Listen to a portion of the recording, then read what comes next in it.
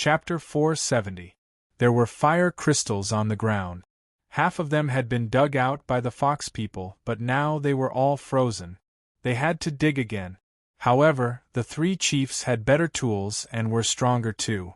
With the illumination of the glowing crystals, they dug faster. But they were alert as they dug, in case other people came, like the fox and Shin tribesmen. Xiao Xian planned to jump into the pit they dug for the fire crystals. There was a layer of white ice on the walls of the pit. He tied a rope to the bottom and slid down along the straw rope. The hole was deep and slippery. It was easier to use a rope. After Xiao Xian entered the hole, he landed where the beast used to be. After the beast left, this was a long tunnel. The walls were covered in a layer of white ice. Although it was thin, it was frozen together with the rock. It was very hard. The temperature was so low that Xiao Xian could not even feel the warmth of his breath. He could feel that there were fire crystals all around this tunnel. Perhaps this giant beast stayed in this place because of the fire crystals, just like the Bat King of the past. However, even after so many years, this snake still hadn't come out. Hibernating for a few hundred years? That was really long. He wondered how big it was. Waving his sword, he cut through the ice and dug out a fire crystal embedded in the wall. Sensing it, Xiao Xian realized that this fire crystal had been absorbed before. It was just not completely absorbed. That snake? Regardless, Xiao Xian sped up and waved the sword in his hand. He didn't need the glowing crystal. With his special vision, he could see the fire crystals on the wall clearly. His attacks were accurate. Zing! Zing! In an instant, the entire tunnel was filled with the sounds of digging, as well as Zheng Luo and the rest digging. After Zheng Luo and the rest had collected all the fire crystals, they even dug out the crystals from the frozen bodies of the fox people and put them all into their own pouches. Only then did the three of them jump into the long tunnel below. I was planning to snatch the salt mine from Fox. I didn't expect to snatch their fire crystals instead. The Taiha leader laughed. No matter what, he was able to get the fire crystals. His heavy heart was finally comforted. The Fox team had already reached the fire crystal layer. Each crystal was bigger than the ones in Yanjiao's salt cave. The three leaders rested for a moment before continuing their operation. No one knew how long the Beast King would be gone. They had to take advantage of the opportunity to dig as much as they could. They would leave when the Beast King returned. I've lived for so long, but I've never seen so many fire crystals. The Taiha tribe's leader's breathing quickened. No one knew if he was tired or happy. I've lived for almost 80 years, but I've never seen so many fire crystals. Lanmu of the Mountain Wind tribe sighed. Xiao Xian paused in his digging. Zheng Luo was silent too. The Taiha leader glanced at Zheng Luo but didn't say anything.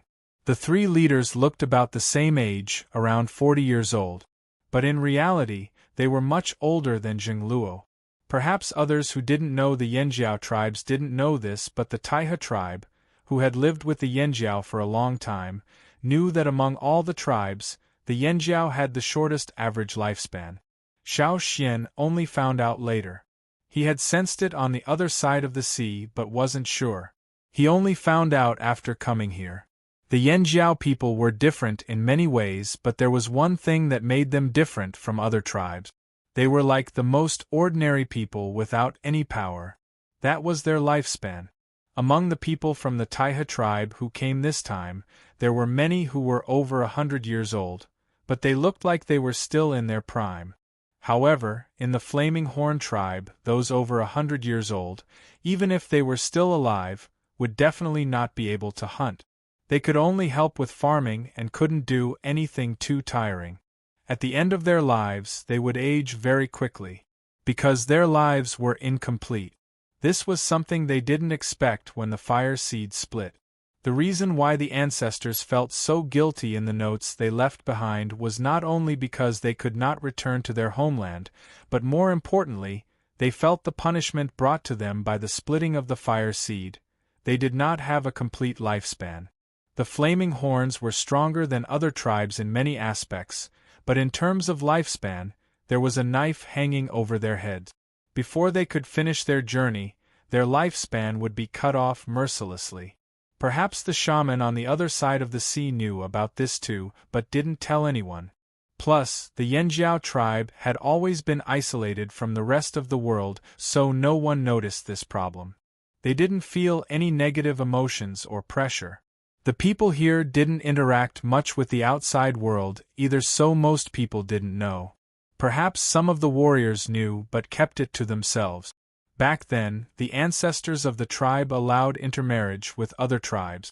Perhaps they wanted to use this opportunity to solve this problem. Unfortunately, it didn't work. The blood of the flaming horns was too strong, and the blood of other tribes couldn't suppress it. When Xiao Xian first came here, most of the ancestral notes he read were filled with guilt, but they didn't mention the reason. It was only when Xiao Xian returned to the tribe from Gongjiao Mountain and practiced controlling the ancestral bone ornaments that the shaman told him. Many people in the tribe knew their lifespan wasn't as long as other tribes, but they didn't know the reason. Some people thought it was because the Yanjiao people's lifespan was used to increase their strength. They were given divine strength, so they were stripped of other things. Many people felt better when they thought about it this way. The shaman didn't tell them because she didn't want them to have such a slim hope. Generations passed. It had been almost 1,000 years, but they still couldn't go back. They didn't know when it started, but this was selectively forgotten. Only the higher-ups of the tribe knew. Zhengluo knew, the shaman knew. Others didn't know the real reason. Xiao Xian's arrival was a ray of light, a ray of hope. In the past year, the shaman had sent a few batches of people to the seaside. Xiao Xian had been waiting for an opportunity to move the entire tribe. Unfortunately, they never found the opportunity. No one knew how long it would take for the opportunity to come again. Go back. How? As Xiao Xian pondered, he became absent-minded while digging for the fire crystals. The mountain wind chief was puzzled. What was with the atmosphere? He suddenly felt stifled. I'll take a look around first. Xiao Xian passed the fire crystals to Zhengluo and ran along the tunnel. As he ran, Xiao Xian identified his bearings and calculated the distance. He stopped at a spot and looked at the top of the tunnel. This should be close to Yanjiao's salt cave. It wasn't directly above, but diagonally above. He didn't start digging immediately. Xiao Xian walked along the tunnel until he reached the end. This was where the king beast had emerged from the ground. But the entrance was already frozen. A very thick layer of ice blocked the entire entrance. The closer he got to the entrance, the colder it got. Xiao Xian didn't walk over. He listened carefully. When he didn't hear the sound of the king beast outside, he turned back. The king beast had frozen the entrance. It probably wasn't going to come back anytime soon. He called Zhengluo and the others over and told them his plan. He planned to start digging below Yanjiao's salt cave. If they were going to be trapped here for a few more days, would they have to come down from Fox's place every time? The Fox tribe was clearly being targeted by the Beast King. If they went there, they might provoke the Beast King. Besides, most of the Fox and Shin tribe members weren't here. If they came back, a fight would be inevitable. There was no need to waste time with the Fox and Shin tribes. The four of them discussed and decided to do it. It didn't matter where they dug. Xiao Xian quickly waved his sword, using it as a shield to block the shovel. He broke through the ice layer of the tunnel and dug out the rocks on the wall one by one. Zhengluo and the other two worked harder too. They weren't sure what was going on outside, so they couldn't leave immediately. They might as well get more fire crystals. Even if they had to fight the king beast later, they would protect a portion of the tribesmen back. If they could bring the crystals back, they wouldn't have wasted their time in this weather. The fire crystals they dug out could last the tribe for a long time. They didn't dig a large area, not even a tenth of the size of Fox's, but with the four of them working together, they progressed quickly. In the beginning, the rocks were hard, but the higher they went, the easier it became. In Yanjiao's cave, the warriors guarding the fire crystal pit panicked when they heard the commotion. They hurried to look for Duokong. Duokong sent a portion of the people in the cave up first to prevent the ice from spreading. After that, he brought a few people carefully to the fire crystal pit. They planned to run as soon as they saw the ice. What else was underground other than the king beast? Screech, the sounds from below grew clearer. It didn't sound like the king beast. There was no intimidating aura and no eyes. Was it an enemy? Fox tribe or Shin tribe? Duokong grew cautious and inched closer, craning his neck to look into the pit. He signaled for the others to be ready. The other soldiers around him were also gripping their weapons, their facial muscles twitching nervously. They were frightened by the king beast. They didn't want to see anything strange jump out from below. They hoped it was a human, no matter if it was Fox, Shin or any other tribe. The sounds came closer. The people around the pit were tense. It really didn't sound like a giant beast. There was movement below. Duokong raised his hand. Poof! Rumble! The soil and rocks were pushed aside. Duokong was about to wave his arm and shout, "Attack!" when 4 heads popped out from below, their faces covered in dirt.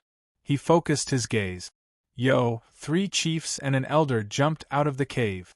The 4 of them had worked so hard to dig their way up. When they popped their heads out, they saw a group of people surrounding the pit, all pointing their weapons at them. Chapter 471.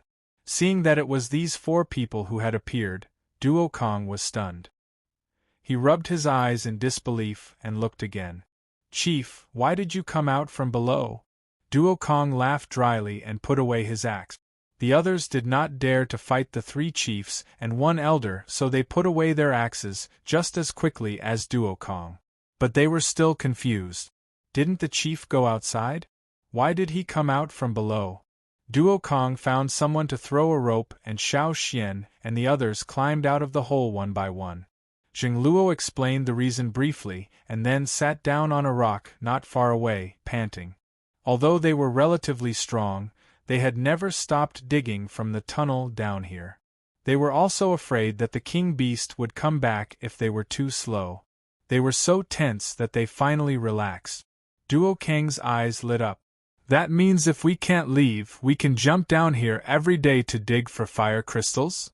"That's right. Chief, you rest first. I'll continue digging." Duokong rubbed his hands. The king beast was less afraid now. The fire crystals were more attractive. "Don't bring too many people. Be alert.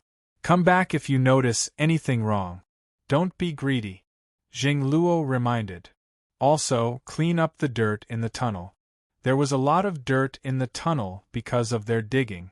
If the king beast entered the tunnel again, they wondered if it would be angry at the dirt. They shuddered at the thought of the fox's salt cave. It was too tragic. Not a single person on the upper and lower floors could avoid it. "Got it." Duokong called a few people over. They put on their equipment and slid down the rope. The other 2 tribes had the same idea. They would not miss this opportunity. They grabbed the rope and slid down too. "Xiao Xian, when can we leave?" Jingluo asked. "I don't know. Wait." Xiao Xian took out a rope, planning to do another divination. He wanted to know about the king beast, but the divination failed. After so many times of divination, Xiao Xian had already gained experience. Generally speaking, it was very difficult for him to divine people or beasts that were far more powerful than him. Therefore, after failing once, Xiao Xian tried to divine the weather again. Although there was still no clear conclusion, the results of the divination told Xiao Xian that the weather here would get worse. "We'll leave in 2 days, Xiao Xian said. 2 days later? Jingluo frowned. Why? It wasn't that he didn't trust Xiao Xian, he just wanted to know the reason. In 2 days, the snow should stop temporarily. When it starts again, it won't be like this. Xiao Xian told him the results of the divination. The knot did not tell him what would happen in the future, but it did hint that the best time to leave was in 2 days, when the snow would stop. The Taiha and Mountain Wind chiefs took note of Xiao Xian's words. They thought about it and made plans. In the past, the Mountain Wind people did not have a good impression of the Yanjiao tribe. They only thought that they were strong and rude. But now it seemed that the Yanjiao people were not bad, especially that Xiao Xian. Then let's prepare in advance. Tell the people in the cave that we'll leave in 2 days, the Taiha chief said. Since they had decided to leave in 2 days, the matter of digging for fire crystals was even more urgent. After a good rest, the 3 leaders continued to dig in the pit. The people in the salt cave also urged them to hurry up and dig out the salt mine. They only had 2 days, so they had to dig as much as they could. In the past, they had only dug out as much as was needed in the salt cave. They wouldn't dig out too much as it would be useless if there was too much. They wouldn't sell all of it either. What they sold was only a small part of it. That was why they had only dug out 2 levels of the salt cave in the past few hundred years. Fortunately, they had only dug out 2 levels. If they had continued digging, there would be no more salt. If they had dug out fire crystals in advance and provoked the king beast in advance, the people guarding here would have been wiped out long ago. After a few days of idling, the warriors of the 3 tribes felt much better now that they had work to do. They did not have to think too much about it every day. Whether it was the salt from the top of the cave or the bottom of the cave, they brought all the salt with them. This might be their last time here. No one wanted to be arrogant in the territory of a king beast. If they had known, they would have left long ago. Logically speaking, this was Yanjiao's salt cave. The Taiha and Mountain Wind people should not be digging here. But their cave had not been cleared out yet and time was tight. Plus, Zheng Luo felt that this would be their last time digging here. Since they were partners, they might as well dig in the same cave. There was a lot of salt left anyway. If they finished in 2 days, it would be just right. If they came back later, the Taiha and Mountain Wind people would help Yanjiao get another cave. Just like that, some people dug for salt while others dug for fire crystals. The division of labor was divided into different areas. There were people outside the cave observing and guarding. Once they noticed the king beast's movements, they would quickly retreat. The king beast appeared around noon on the 2nd day. It only wandered around for a while before leaving. It did not come to the salt cave. The people who went into the tunnel to dig for fire crystals met Fox's people as they dug. Both sides met in the tunnel and almost clashed swords. Especially Mountain Wind's people, they looked at each other with fire in their eyes. When enemies meet, their eyes were especially red. Just as they were about to fight, someone above warned, "The king beast has appeared." With a whoosh, both sides ran back to their respective caves. The fox people ran towards the fox cave, while the other side ran towards the flaming horn cave. After running back for a while, they realized that the king beast was only wandering around. They relaxed and continued digging. But this time, they did not meet the fox people again. The Mountain Wind chief, Lanmu, told them to ignore the fox people for now. Revenge must be taken, but the tribe's matters were more important. They did not have much time. "Chief, what do we do?" In the fox cave, a fox warrior asked the silent fox chief with a dark expression. They were hiding in the Shin tribe's salt cave. When they heard the king beast's roar, they knew that things were not going well in their cave. While they were glad, they were also sad. They knew that the situation here was terrible. After the king beast left, they hid for a while before coming back. To their surprise, all they saw was a cave full of ice men. There was no sign of life at all. When they came to the fire crystal pit, they saw traces of people digging. There were also traces in the tunnel below the pit. They walked along the tunnel and heard the sound of digging. When they looked over, they saw people from the 3 tribes. Clearly, the fire crystals that they worked so hard to dig out were all stolen by the 3 tribes in Yanjiao. Why didn't the king beast roar at Yanjiao's cave? A fox warrior complained. But they knew that the fox and Shin tribesmen were the first to provoke the king beast.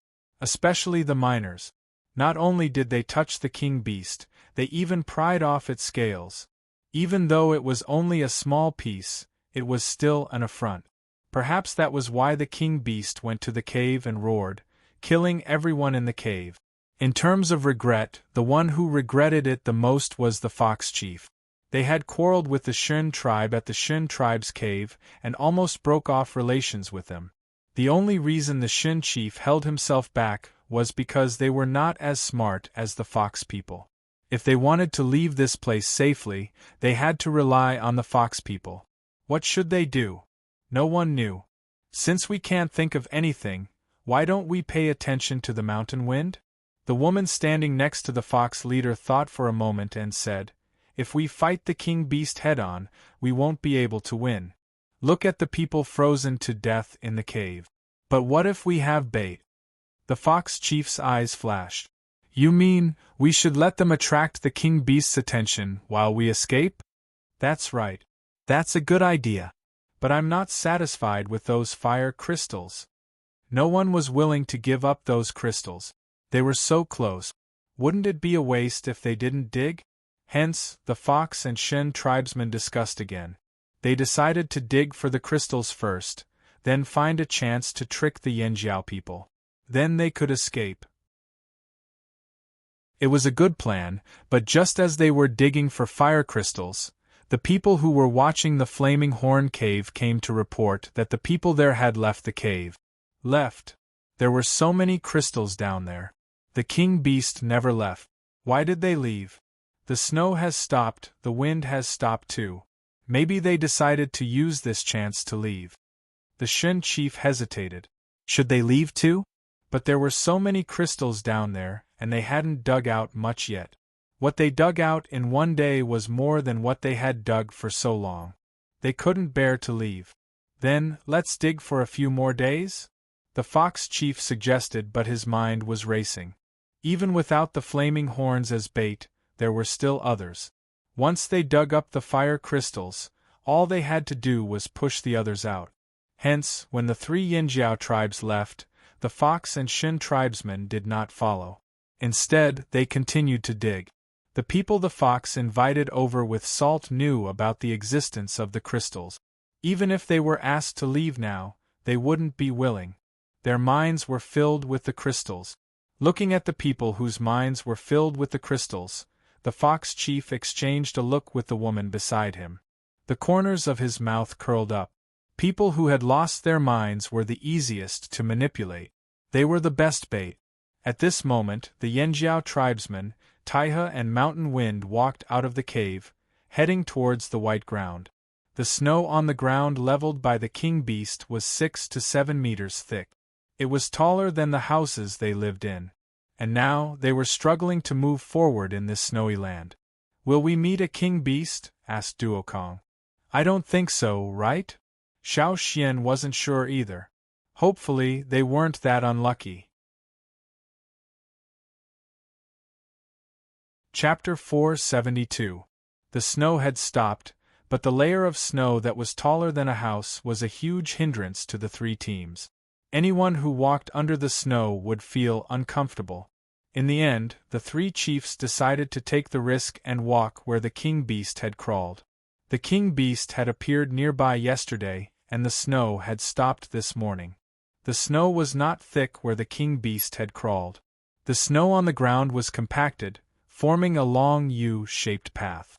It was much easier to walk on this path.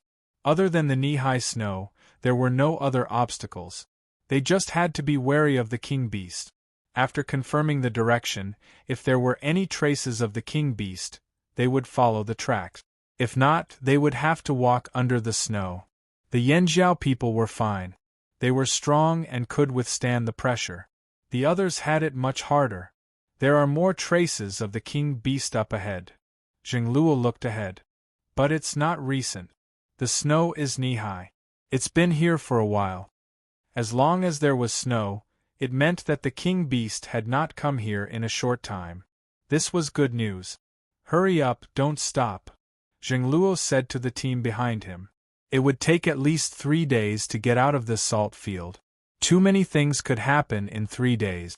In the past, they only needed to walk for 2 days and rest at night. Now, even if they rushed through the night, it would be difficult to get out in 2 days. They took the risk and chose to walk where the king beast had crawled. First, the snow was not thick. Second, there were no salt flowers. They did not have to worry about running into poisonous salt flowers. The mountain wind tribesmen could finally play their role. The snow here was too thick and too high, completely blocking their vision, so they couldn't see if there was any danger around them. However, the mountain wind tribesmen had their wings. Although they couldn't fly very high or fly continuously, it was enough for them to see the situation from above. It's safe. Keep going. Lanmu, the chief of the mountain wind tribe, spoke with a lot more confidence. From the beginning until now, the mountain wind people rarely had the chance to show their existence. Before, the Yanjiao people always felt inferior to them. Now, they could finally hold their heads high. Hearing that there were no beast kings around, the team was relieved. Their footsteps became lighter. They didn't want to face a beast king, even if it was difficult to pass through the knee-deep snow. Xiao Xian's heart skipped a beat as he hurried along. He stopped in his tracks and listened carefully. What's wrong? Zheng Luo quickly stopped. Xiao Xian waited for a while. Finally, he heard 2 consecutive bangs, one high and one low.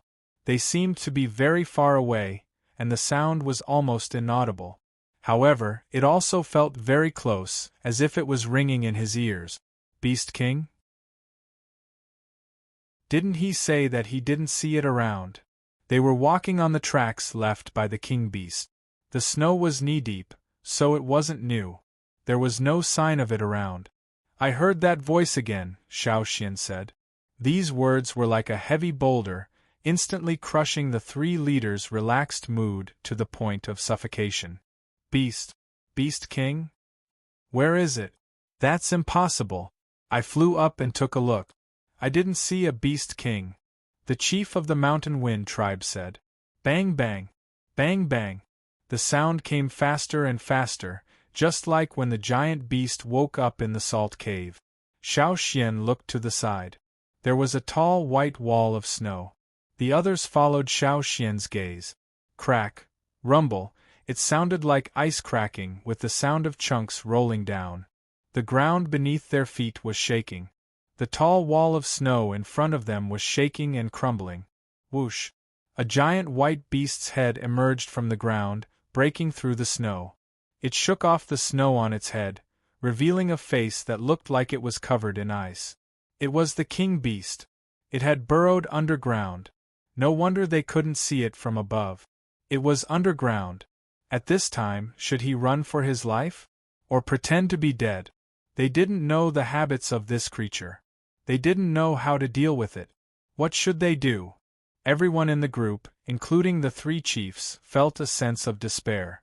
When they were in the salt cave, they didn't have such a strong feeling. Even when the giant beast crawled over their heads, it wasn't as strong as when they were looking at it. Most of the giant beast's body was still underground. It raised its head and the front part of its body, looking at Xiao Xian and the group. Puff! The giant beast breathed out white mist from its 2 nostrils. The surrounding temperature dropped instantly. This was just the giant beast's breath. If it roared at the group, the consequences would be unimaginable. The giant beast's gaze swept from the front of the group to the back of the group like frost. Everyone was as stiff as ice. Their blood seemed to be frozen, and they even forgot to breathe. Turning their heads with difficulty, the team members looked at their leader, waiting for his decision.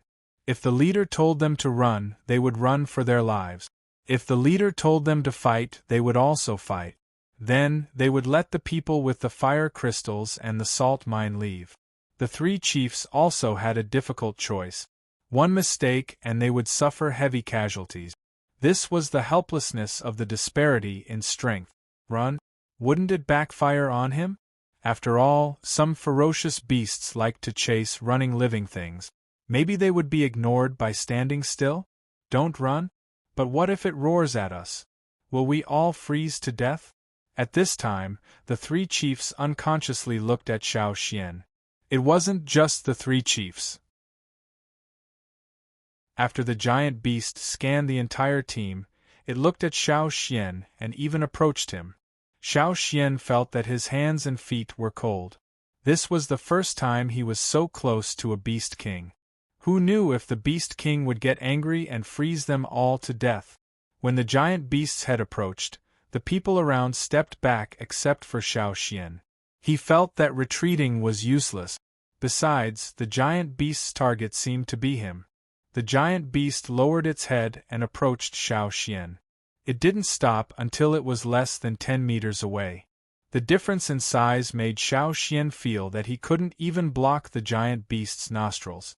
In the frosty eyes, Xiao Xian could see the snowflake-like lines in the iris of the giant beast.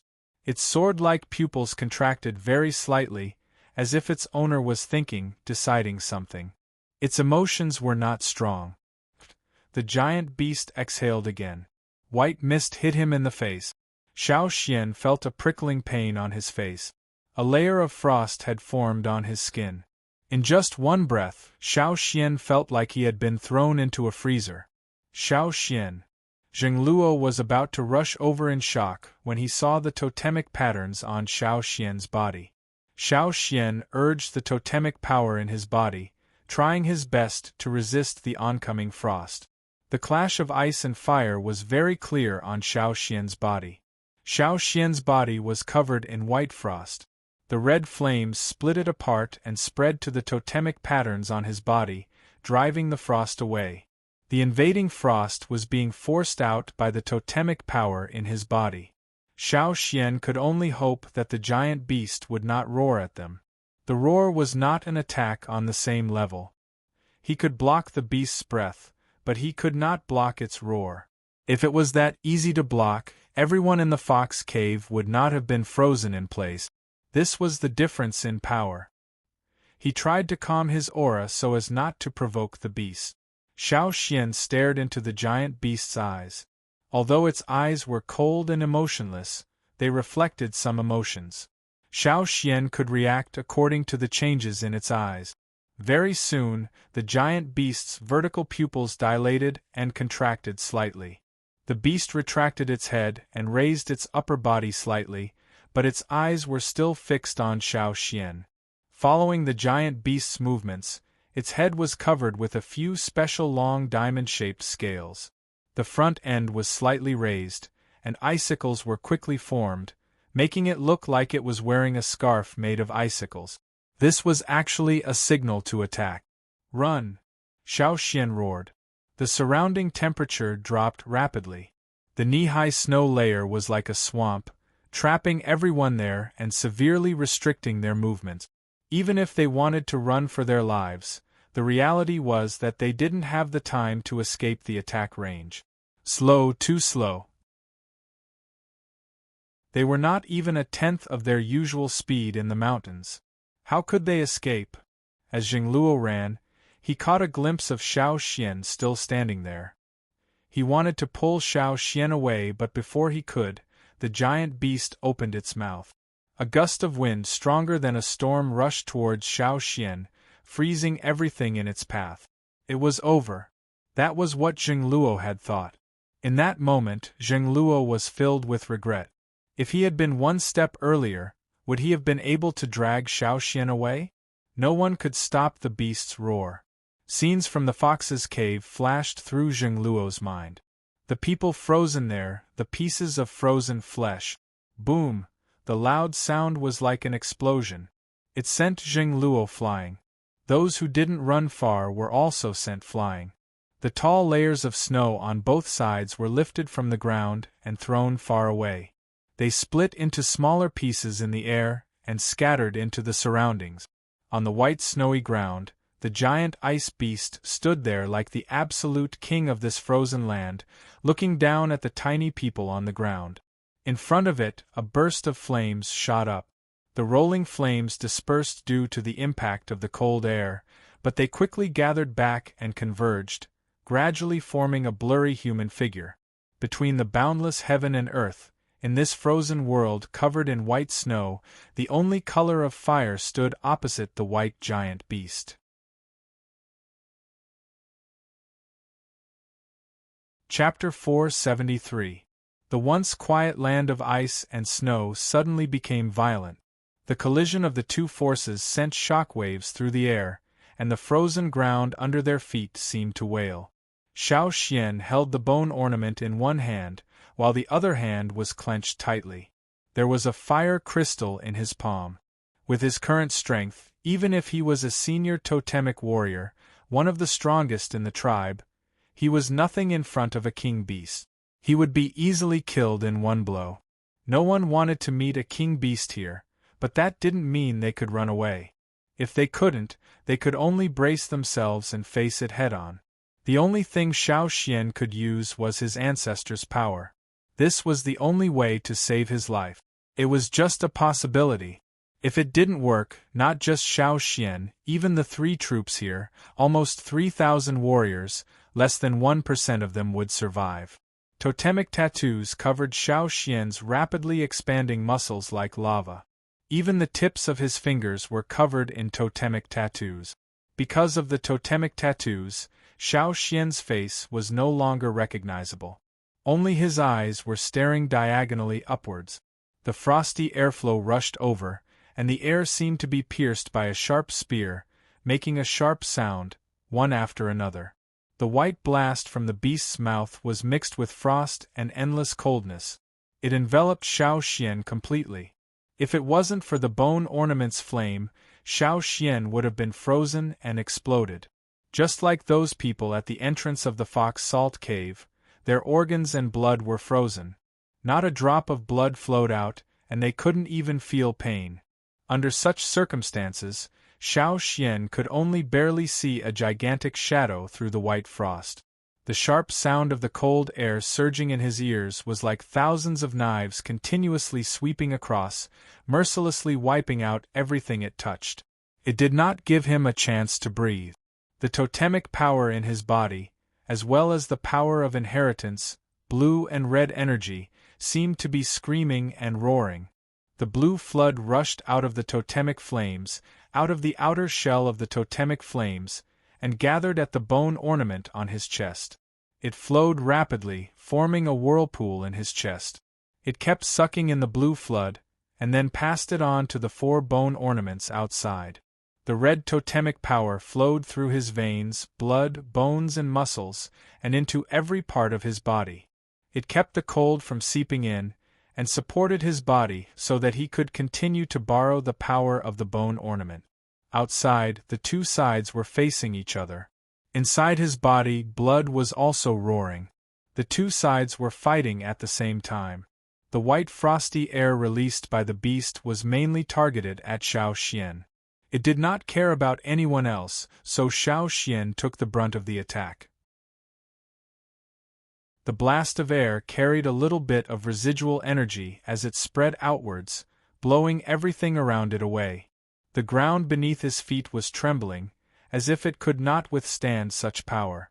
Under the frost storm, although the flame giant would occasionally disperse, it would quickly gather again and continue to resist the beast's attack.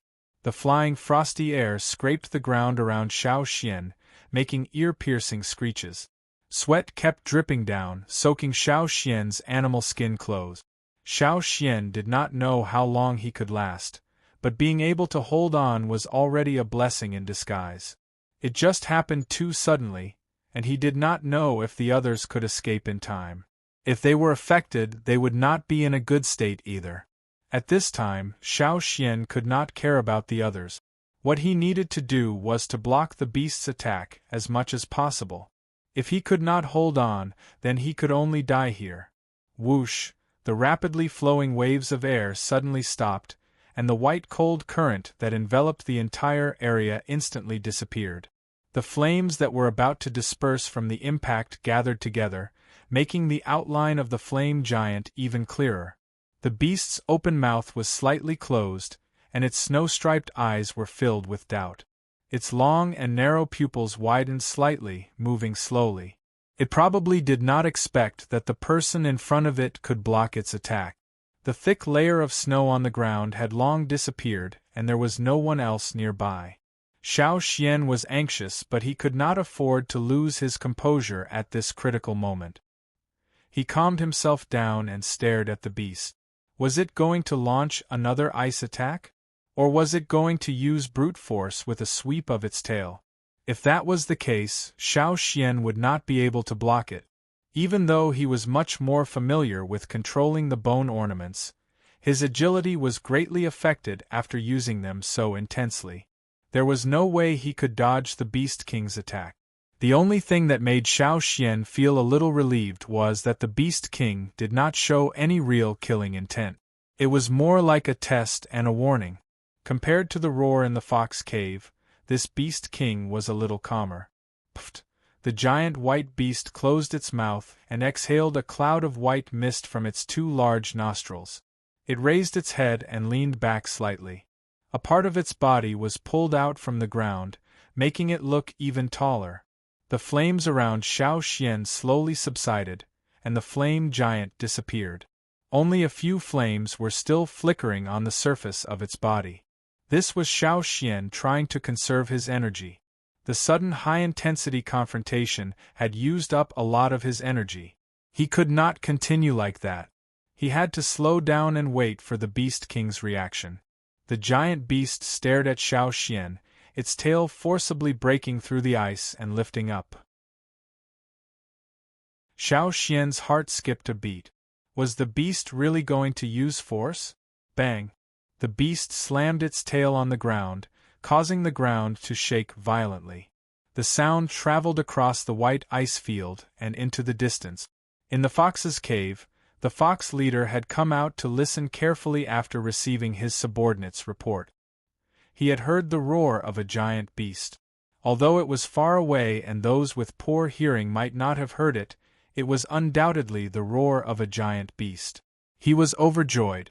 That was the direction the 3 tribes from Yanjiao had gone. They must have encountered the beast. Serves them right.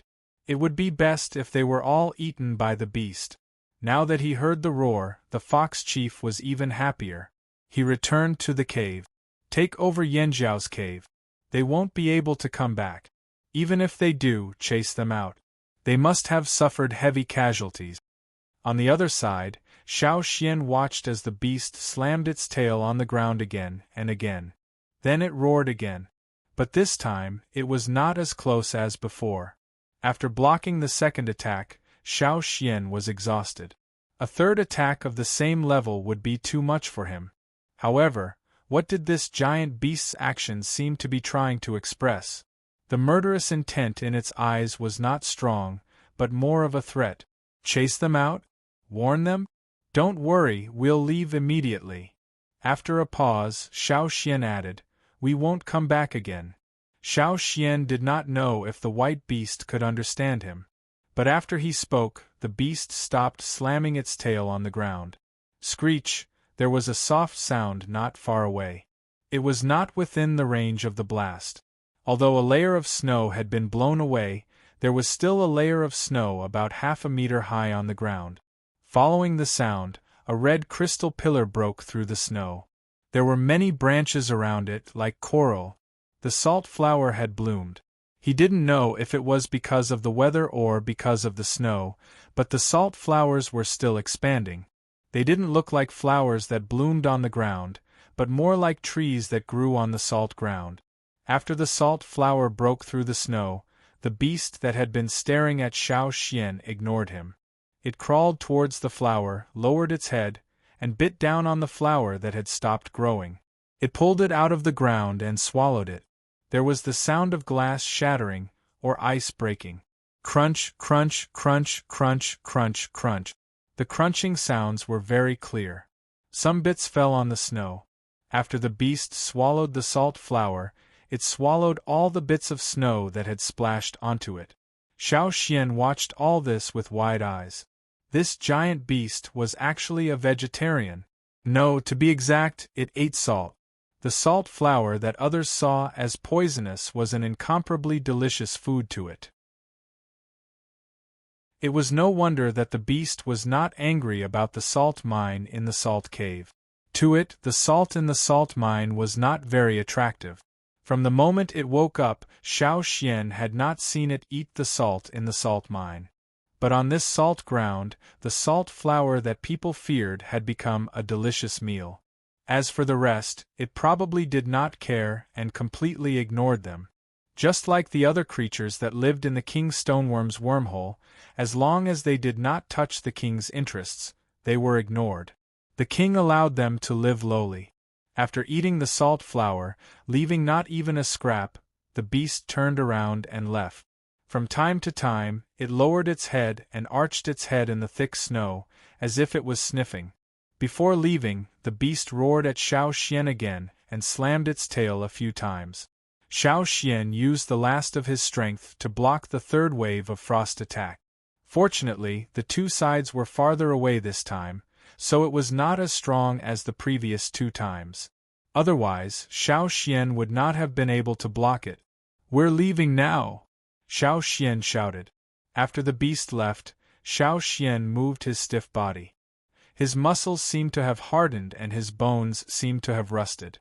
Every time he moved, he could hear a creaking sound. It was extremely difficult to move. He loosened his clenched fist, and the remaining white powder fell from his palm. The fire crystal in his hand had been absorbed.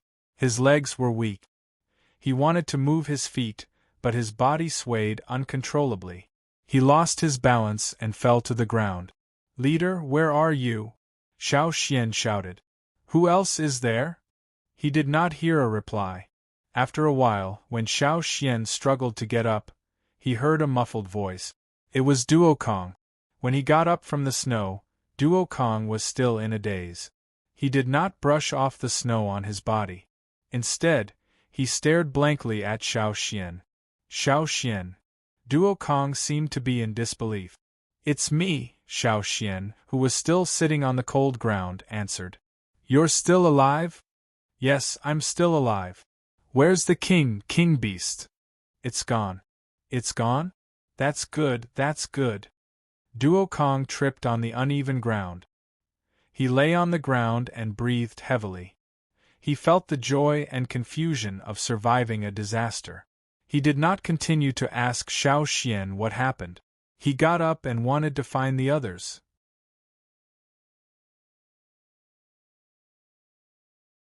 Chapter 474. The snow around Xiao Xian was blown away, especially the spot where Xiao Xian was sitting. It was a salt field. Not a single bit of snow was left. There were marks of varying depths on the ground, radiating outwards. As for the others, many of them were knocked unconscious like Duokong. Some hid in the snow, waiting for the danger to pass before coming out. At that time, Xiao Xian's reminder was timely. Although most of them were sent flying and suffered some injuries, not many were seriously injured. Duokong and the others who woke up and walked out of the snow field in the distance. They dragged the others out one by one. If they stayed like this for too long, the unconscious ones would freeze to death. Zhengluo was the one who was most seriously injured when he went to pull Xiao Xian away. But he was stronger, and Xiao Xian had taken the brunt of the attack. Although he was knocked unconscious and had to be carried by others, it was good that he was still alive. The bodies of the unconscious and those who had died in battle or for other reasons were found one by one. Those who could not be found were found with Xiao Xian's help.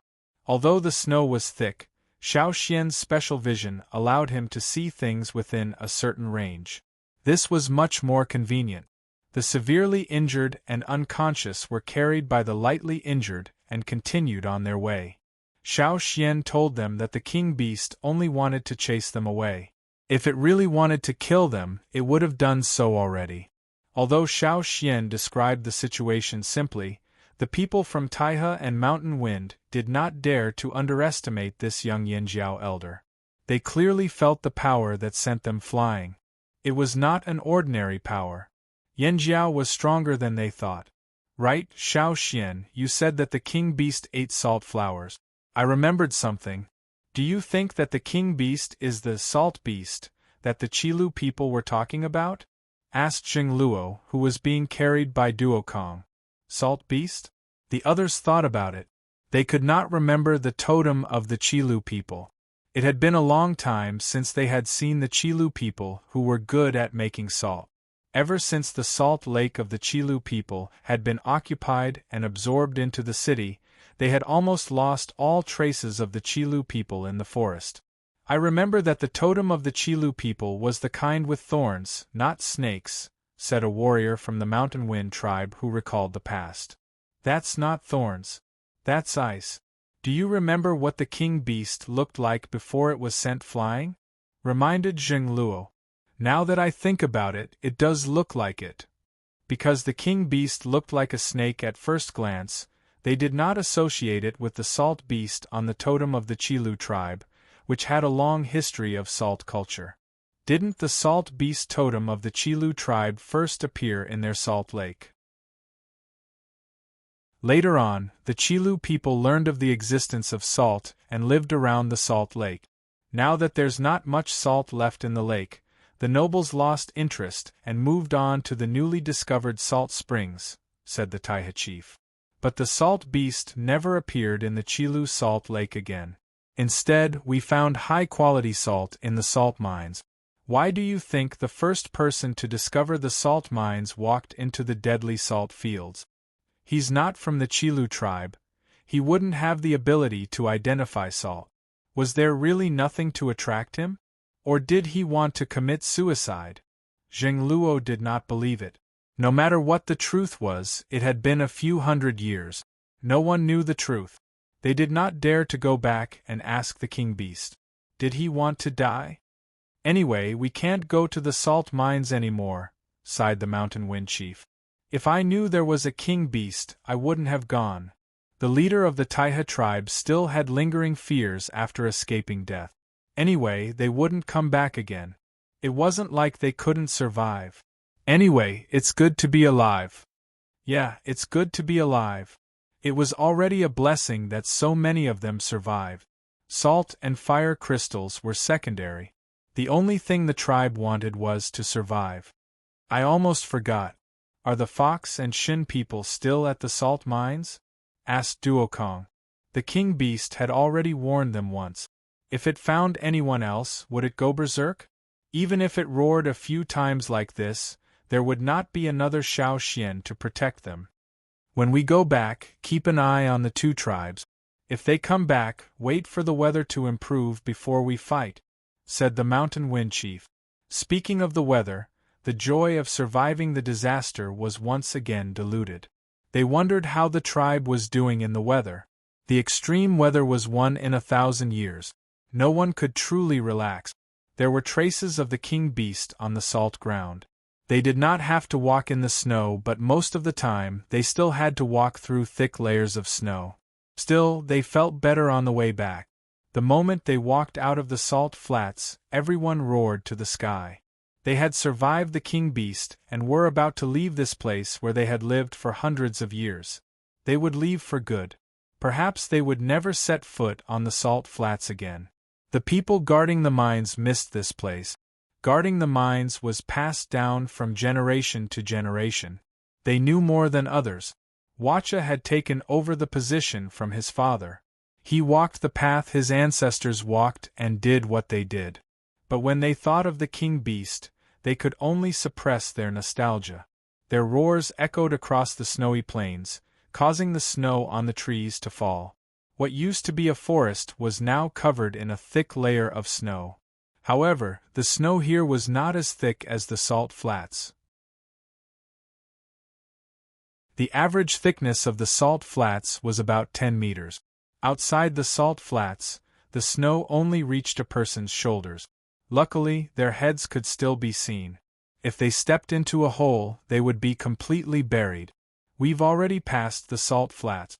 What's there to be afraid of here? Zhengluo had Duokong put him down.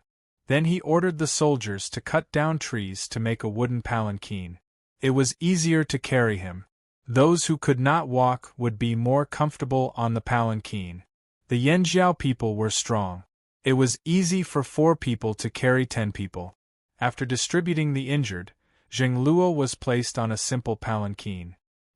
He looked at the vast expanse of white in silence. The forest looked like it was covered with a thick layer of cotton. However, there was much less snow in the forest. This was the benefit of having large and dense trees. It was just that they had to guard against other fierce beasts that were active in the forest. Some beasts were hibernating.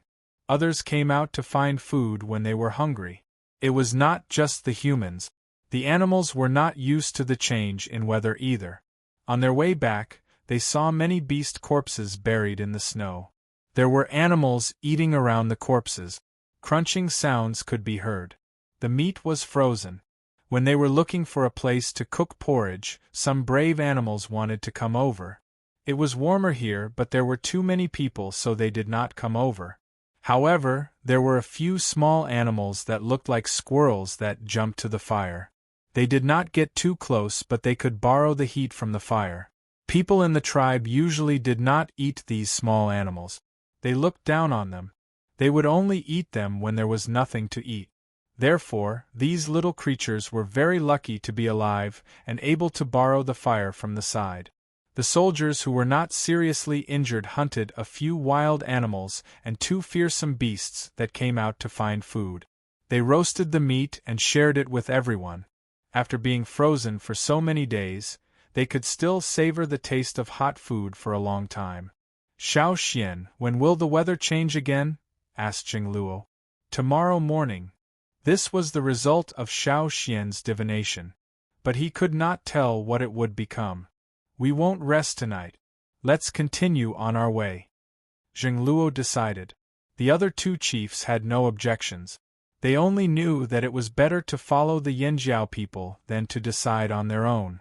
It was not easy to travel at night.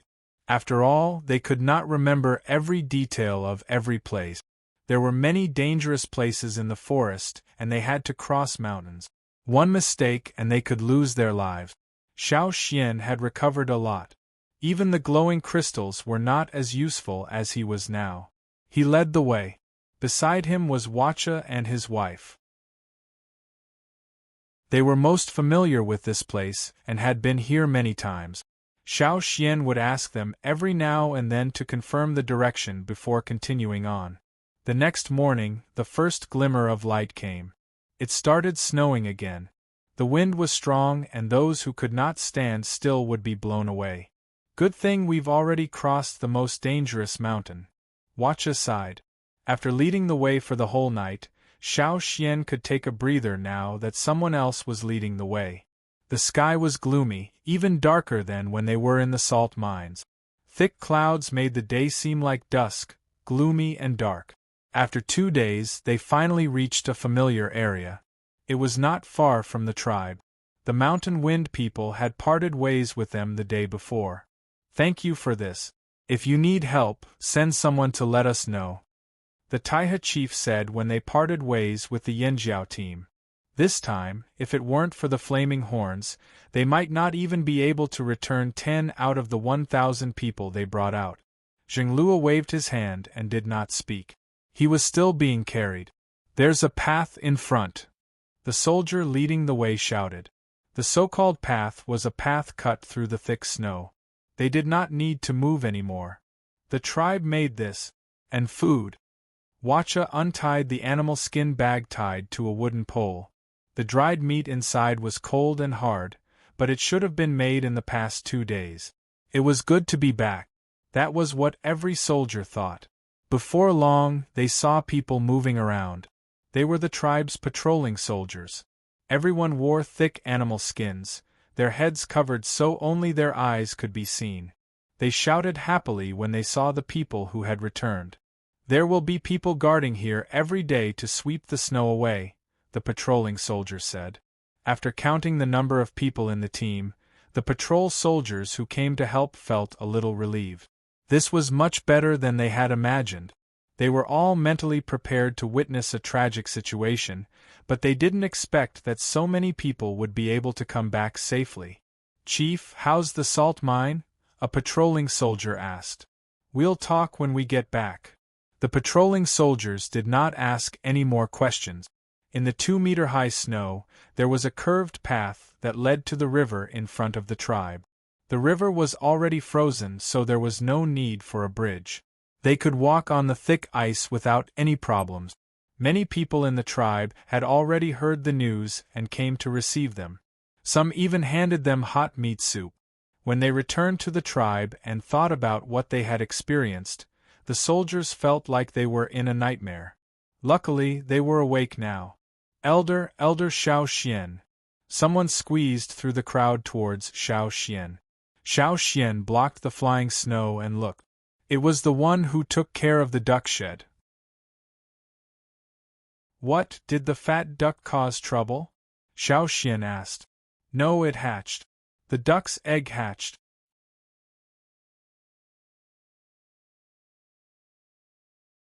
Chapter 475. The eggs hatched? It had been a long time since the fat duck snatched the eggs. Compared to the eggs in the other nests, these eggs hatched much later. They were from the same nest, but the fat duck snatched the eggs and took a long time to hatch. If this was a coincidence, then there were too many coincidences. But if the fat duck was not efficient at hatching the eggs, that was not the case either. Even if it was an amateur, the eggs would not have hatched so differently. I'll go take a look. Xiao Xian passed the things he was carrying to Zheng Luo and the rest. He pushed through the crowd and followed the person in charge of the duck shed. It's been snowing too much recently. We've been sweeping the snow at least 3 times a day. When it doesn't stop, we'll even sweep at night. The person leading the way sounded worried.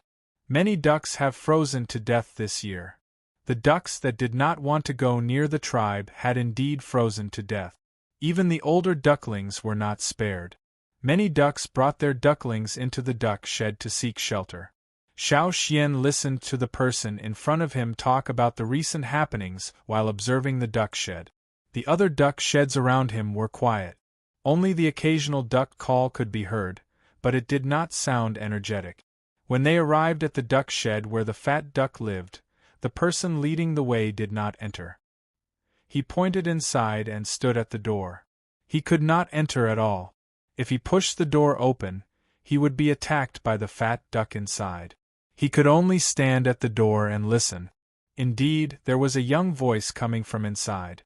Xiao Xian pushed the door open, and a murderous aura rushed towards him.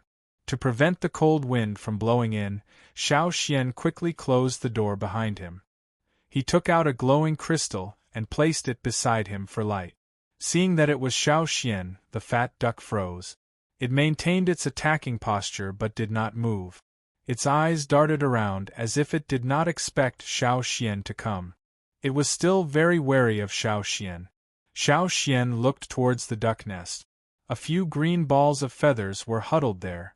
They looked up at the light source but could not see Xiao Xian clearly. They only felt a foreign aura and panicked. But when they sensed the fat duck beside them, they quickly calmed down. Xiao Xian also noticed a small detail. When a duck stood up from its nest, its feet hooked onto a piece of hay. A piece of hay was cut in half. It was the same foot as a fat duck's, but with a sharp hook. Beside the fat duck were some eggs that had not hatched. They were still in the process of hatching. After all, these eggs were hatched at different times and hatched at different times. Xiao Xian counted. There were about 8 green balls of feathers. When he left the tribe for the salt mines, he counted 31 eggs. This meant that there were still 23 eggs that had not hatched. He wondered if all of them would hatch successfully. Thinking about it, Xiao Xian felt that it was strange. None of the ducklings he saw before looked like this fat duck. Xiao Xian wondered if the fat duck's bloodline was too weak. Was that why the other ducklings did not look like it? Or were they cuckolded? But now it seemed that the fat duck had planned this all along. It knew how to pick the eggs from the nest, and the ones it picked out all looked like it. No wonder it did not care about the ducklings outside. Perhaps to it, only the ducklings here that looked like it were its own. It did not care about the others. Look at how tightly it protected these ducklings. Compared to the ones before, it was like heaven and earth. In the natural world, anything that was not its own would be killed, just like a pride of lions. And now, this fat duck was using a similar strategy and attitude. Only those it picked out would be treated well. Everything else was meaningless. Just as he was about to leave, Xiao Xian saw some strange marks on the ground. He took a closer look and realized that they were fish scales. Using his special vision, Xiao Xian scanned the house. In the corner behind the duck nest, there was a thin layer of hay. There were some small fish and fruits under it. This duck was well prepared. After looking around, Xiao Xian came out of the duck shed. "How is it? How many did you hatch?" The person in charge of the duck shed asked curiously. 8 hatched. The rest are still hatching. What do the ducklings look like? Just like the fat duck. The person in charge of the duck shed was even more curious. Unfortunately, he did not dare to go in. "Don't worry. When the snow stops and winter is over, they will naturally come out," said Xiao Xian. After leaving the duck shed, Xiao Xian was called to Zheng Luo's place on the mountain. He had a hot meal and went back to sleep. During this time, no one in the team had a good rest. Xiao Xian only slept for a day. The others slept for 2 days and 2 nights without waking up. On the 3rd day back at the tribe, although it was snowing heavily, the tribe still held a farewell ceremony. They built a barrier around the fire pit and cremated the warriors who had sacrificed themselves. Survival meant endless wars and endless life and death. The people in the tribe had long been used to such farewells. Although their hearts were heavy, it was much better than what they had expected.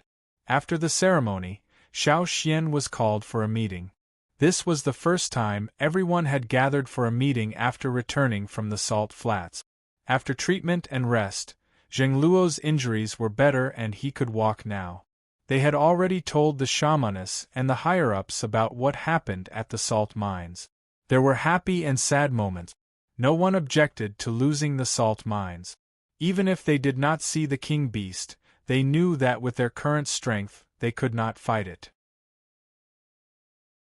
Giving up on the king beast and avoiding conflict was the best choice. Fortunately, they brought back a lot of salt. Most importantly, they brought back fire crystals. This made everyone very excited. With these fire crystals, the tribe's warriors could strengthen and improve their strength. Especially those who were at a bottleneck. The fire crystals could solve their problems. The Taiha tribe sent over some herbs. Some were effective for frostbite, some for disease prevention. After all, it was the first time they had encountered such weather. The warriors were more or less not used to it, especially the children, who fell sick easily. The shamaness explained the various arrangements for this snow disaster. It was impossible to leave this place. In this kind of weather, it was impossible to leave. Moreover, they didn't know if other places would be better than here. They could only stay in the tribe and resist the weather. The warriors chopped some firewood and stored it in the house to keep warm. Fortunately, they had a lot of animal hides, so they did not have to worry about shelter. According to the Taiha people, some of the smaller tribes in the forest had already frozen to death. They did not know the details. In this weather, it was impossible to investigate. After everything was settled, the higher-ups discussed Fox and Shin. When winter was over and the snow stopped, they would investigate and see how the people in the salt mines were doing. Mountain Wind wanted to start a war against Fox. They had tried to persuade Zheng Luo and Taiha to join, but Zheng Luo did not agree immediately. It wasn't just the flaming horns. Taiha and Mountain Wind were also thinking about the Fox and Shin tribes who were still at the mines. What was the situation like now? At this moment, a massacre was taking place on the salt flats and snowy plains. The Beast King didn't care if those people were on the same side. It would do whatever it wanted. To it, it was the only one in this white land. It was its territory. All other creatures had to step aside.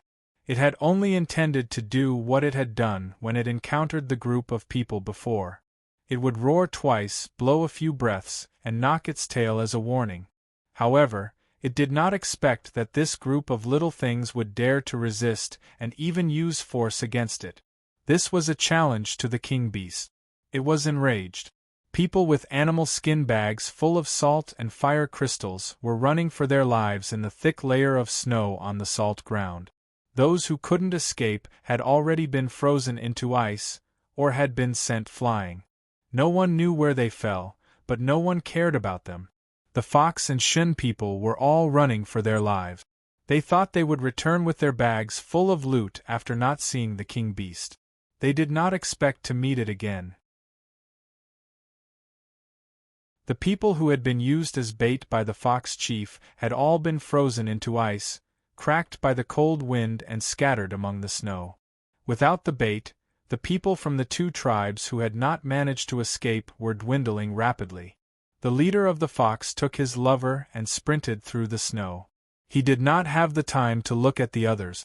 Those who could keep up with him, those who could not could only become a part of the snow. The Fox people had split into 3 teams, escaping in 3 different directions. He did not know how the other 2 teams were doing. There were more than 1,200 people from the Fox tribe, but now there were only about 300 left. They had not made it out of the salt flats, and there were still the Shun people to share the firepower. Thinking about the losses today, the Fox chief's heart bled.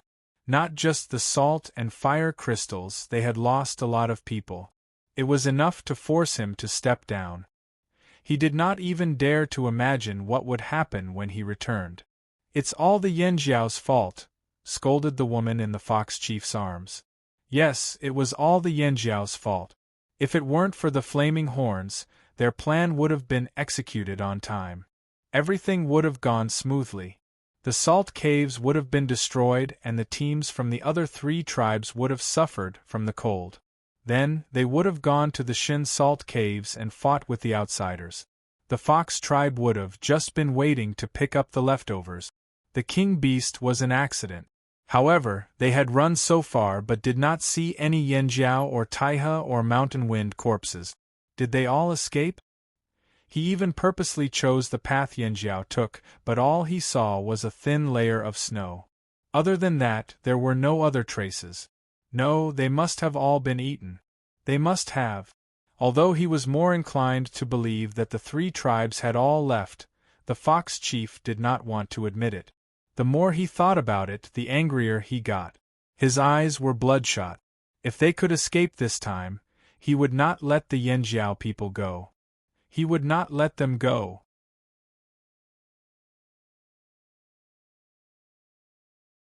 Chapter 476. The blizzard continued, even more ferocious than before. Fortunately, compared to the salt flats, the tribe was much calmer. The current blizzard was only a little more ferocious than the previous one. But for the warriors who had experienced the blizzard in the salt flats, it was much easier. Looking at the snow outside, they were very calm. Xiao Xian rested for a few days. After his body had fully recovered, he walked out of the house, braving the cold wind and snow, to the place where the shaman had arranged for him to train. Because there were not many people living here, and the soil was not suitable for farming, most of the time it was empty and became a playground for the children. Even if Xiao Xian had been training before, he would spare a few days for the younger generation of the tribe to practice their throwing and chopping. But now it was snowing, and even the senior totem warriors were unwilling to come out, not to mention the younger generation who were not strong enough. In such a large area, there was only Xiao Xian. Because no one came here, in order to save manpower, the snow was not cleared. Therefore, the snow here was much thicker than in the densely populated areas. It was already taller than Xiao Xian's height. Now the snow was still falling, and the snow was still piling up. Xiao Xian followed the path cleared by the tribal warriors to the end of the road. Looking at the white snow wall in front of him, he took a deep breath. The totem power in his body was running, but it was not as crazy as before. There were no opponents or enemies here, so he did not need to deal with it in such an intense way. He also did not need to bear the totem power and the power of inheritance. There was no hurry, he could take it slow. The totem power was running all over his body, and the power of inheritance was separated from the totem flame and gathered in the totem bone ornament on his chest. Just like the previous times when he borrowed the power of the ancestors, the difference was that this time it was more gentle. The previous practice was just to familiarize himself, but now it was to control it more precisely. There was no need to be intense, he just needed to do every detail according to his will, and not lose control. Whoosh!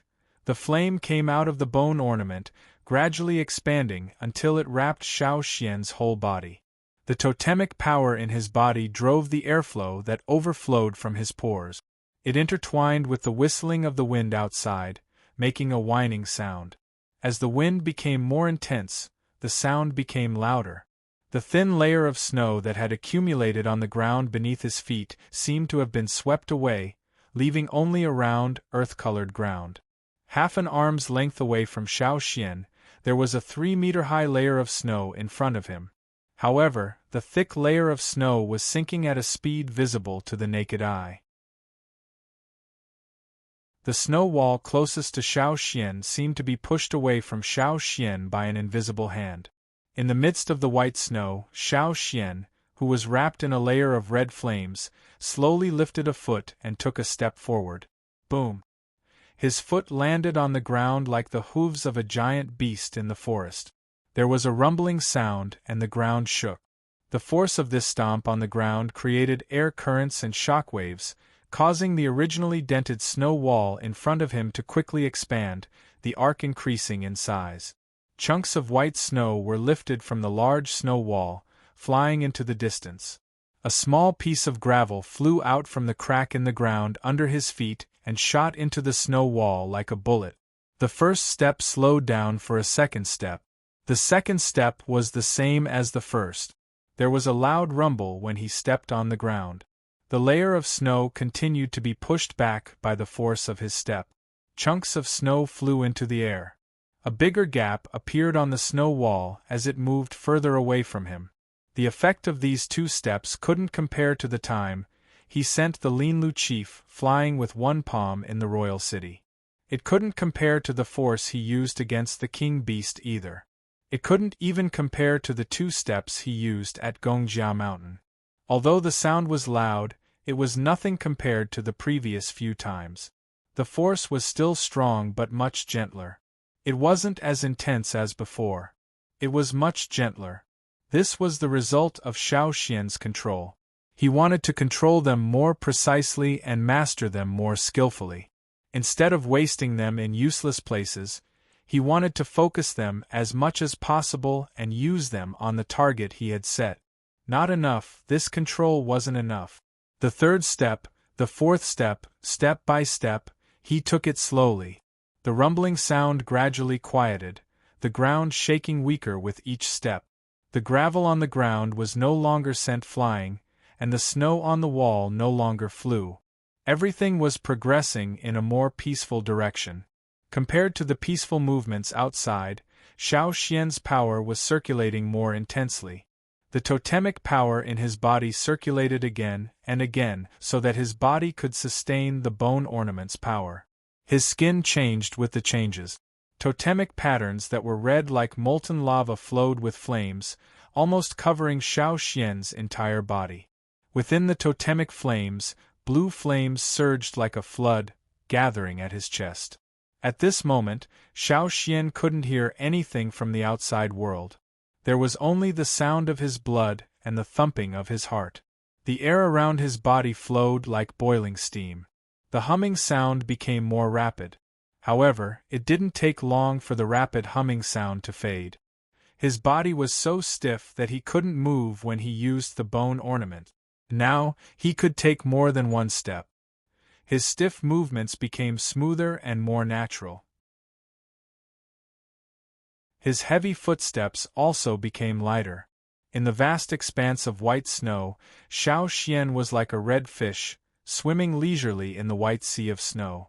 Jinglue looked at Xiao Xian as if he was a monster. No one in the tribe could feel the power of the bone ornaments more deeply than him. When Xiao Xian used the bone ornaments against the king beast, Jinglue was the closest. He couldn't dodge in time and was sent flying. He couldn't even walk when he left the salt fields. He had to be carried back by Duokong. After recuperating for so long, he could only move his legs a few times. Even running was difficult.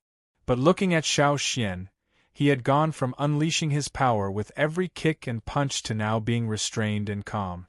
The change was so fast that he could not believe it. How could he release such power so freely?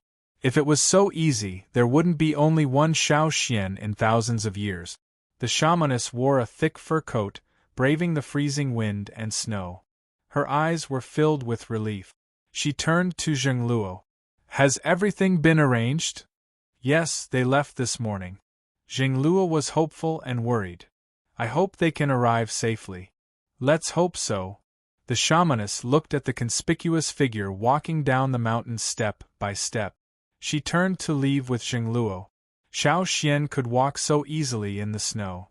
One of them was old and the other was injured. They couldn't stay in this environment for too long. After walking for a while, Xiao Xian's body was already sweating. He took a short break to adjust himself before continuing. A 3-meter wide road appeared where Xiao Xian walked. The snow on the road was pushed away, leaving only the earth. However, the falling snow soon covered the ground in a layer of white. Plop, plop. The snow wall in front of them became even harder because of the pressure, and it bulged upward in an arc. The further he walked, the harder the snow wall became. It made it harder for Xiao Xian to walk. Every time Xiao Xian took a step, the snow on the wall would squeak and squeak. At the foot of the mountain, the soldiers in charge of patrolling carried shovels and went to rest in the temporary shelter they made. The so-called temporary shelter was, in fact, a narrower side road that they dug next to the road that they had cleared. Then, at the end of the side road, they opened up a square area about 3 meters in length and width. The 20 soldiers who were sweeping the snow were currently huddled in this 3-meter-high shelter. They leaned against the solid snow wall and talked. The cold wind was still blowing. There was wind here too, but the wind was weaker here. It wasn't as cold as before. "This damn weather, when will it stop?" a soldier complained. "Who knows? After I'm done here, I have to go back and clear the roof. Otherwise, the house will collapse. I heard that this is a disaster that happens once in 1,000 years. I don't know how it is in other places. It's more than 1,000 years. I heard that it doesn't happen once in 10,000 years." The patrolling soldiers hid in the temporary shelter and chatted. As they were talking, a soldier sitting against the snow wall suddenly had a large piece of snow fall on his head. Ouch! The soldier quickly brushed the snow off his head. It didn't hurt, but the cold made him feel even colder. The others standing against the wall couldn't help but look up at the snow wall. How could such a large piece of snow fall? Was it blown by the wind? "Be careful, more snow is falling." At the edge of the snow wall, pieces of snow bulged and fell outwards as if someone was pushing them. The soldiers near the snow wall quickly moved away. "What's that sound?" Plop, plop, crack, crack. The sound was getting clearer. The 20 soldiers forgot to shiver and stared nervously. Crack, crack. The snow wall cracked and slid down the mountain. "Oh no, run." Some of the soldiers had gone to the mountains further away for hunting. There was snow and ice there all year round. It was said that if you stomped on the ground or shouted at the top of the mountain, you would encounter a torrent of snow rushing down. Could it be that this happened in the tribe? It shouldn't be. The mountain in the tribe wasn't high and the slope wasn't steep. The snow wouldn't slide down. No matter what, it was best to avoid it. The 20 soldiers quickly retreated along the side road. After retreating for a distance, they looked in that direction again. The place where they were originally standing had been replaced by falling snow. And there, it looked like a white giant worm was crawling down the mountain, bit by bit. It was quite rhythmic. The patrolling soldiers carried big shovels and looked at everything in front of them in shock. They were still wondering what was going on. They stood there for a long time until they sensed the breath of Xiao Xian. "Elder! Elder?"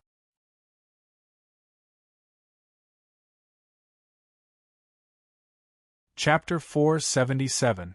Ever since they knew the consequences of Xiao Xian's training over there, the patrolling warriors' interest was to wait there after they finished sweeping the snow. The side road was still there, so they directly retreated from the temporary resting point and turned it into a shelter. Originally, the patrolling warriors wanted to follow the original method and make an open-air resting point, but that would also cause them to freeze and be blown by the cold wind. One day, Xiao Xian suddenly remembered a method.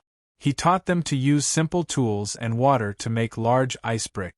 The water in the river had been frozen thick, so they couldn't go there to break the ice. They could only melt the snow themselves and pour it into the tools. After freezing it for a while, ice bricks would be formed in just a few breaths. It was very efficient. Such ice bricks were quickly accepted by the people in the tribe, and even some warriors who were not on duty came out to help.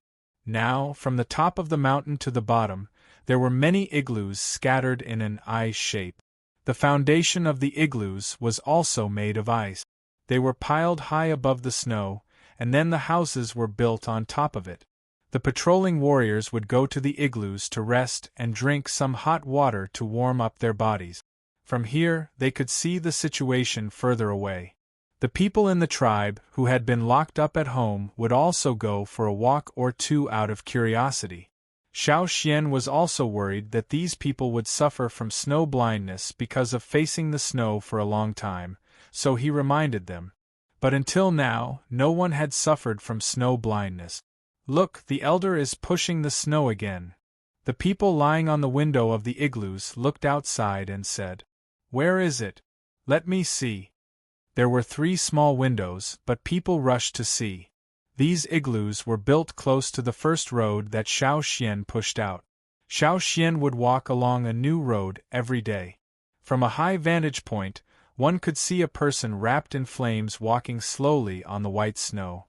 And in front of him, there seemed to be a giant white worm moving down the mountain. Apart from the initial shock, the patrolling soldiers now treated this as their daily entertainment. The tribe worshipped the strong. Not to mention the cold they had to endure when walking in the snow in the stormy weather, they had also tried to push the snow. Unfortunately, the seemingly insignificant snow piled up together was exceptionally firm and heavy. They could not push it after piling it up for a while. Usually they thought that they were quite strong. Duo Kong walked in from outside, patted the snow off his body and asked, "How is the sentry post at the foot of the mountain?" "Tao Zheng and the others are continuing today. They said they want to make it a bit higher so that they can see far away from the top. They won't have to go out and suffer from the cold," a warrior said. "It's a good thing to use ice bricks as sentry posts, but don't slack off. I'm going to check," Duo Kong scolded. "Yes, I promise I won't slack off." "Yes." Duo Kong nodded and pushed the person by the window aside, looking outside. "Let me see how Xiao Xian's pushing snow is going." The warrior standing at the side pursed his lips. Wasn't it just to snatch the window? He even scolded them with a stern face. At the foot of the mountain, on the opposite side of the river, tall sentry posts were built. Large ice bricks were continuously sent there. After building a few outposts, the warriors had nothing to do, so they tried to connect the outposts together. They used ice bricks to create a path, so that they wouldn't have to brave the wind and snow when they moved around. Moreover, it looked like they had built a city wall. Looking at the path that was built comparable to a city wall, the patrolling warriors were even more motivated. This kind of snowy weather was not without fun. For those who had nothing to do, it was another kind of experience. The beasts in the forest rarely appeared now. In this kind of weather, it was impossible to go out to hunt. Fortunately, everyone had a lot of food, so they would not starve. If they ate sparingly, they could still survive, as long as this kind of snowy weather did not continue. Many people in the tribe did not know that a team of 50 people was braving the snow and leaving the forest. These people were sent out by the chief and the shamaness. Although they might miss the most important ritual of the year, the shamaness and the chief specially allowed them to be absent. This was because to the shamaness and the chief, this matter was more important than the ritual. It concerned the future of the tribe. The leader was called Xiangqin. He was slightly younger than Duokong and was also an advanced totemic warrior. However, in the past year, he had not been in the tribe for most of the time. Xiang Chen was part of the first group to follow Xiao Xian to the seaside. He had walked the road from the tribe to the seaside twice. This was his third time. This time, Xiang Chen was ordered to bring people to the seaside to see the situation there. According to other people's thoughts, why would they go out in such cold weather? However, the shamaness and the chief wanted this kind of weather. The shamaness and the chief even hoped that the cold weather would last as long as it did, as they thought. The path Xiang Chen took was different from the one Xiao Xian took when he first found the tribe. When Xiao Xian first went from the seaside to the tribe, he almost walked in a straight line. However, it was more difficult to walk that way. Later on, the people of the tribe took another route to the seaside. They walked out of the forest with difficulty.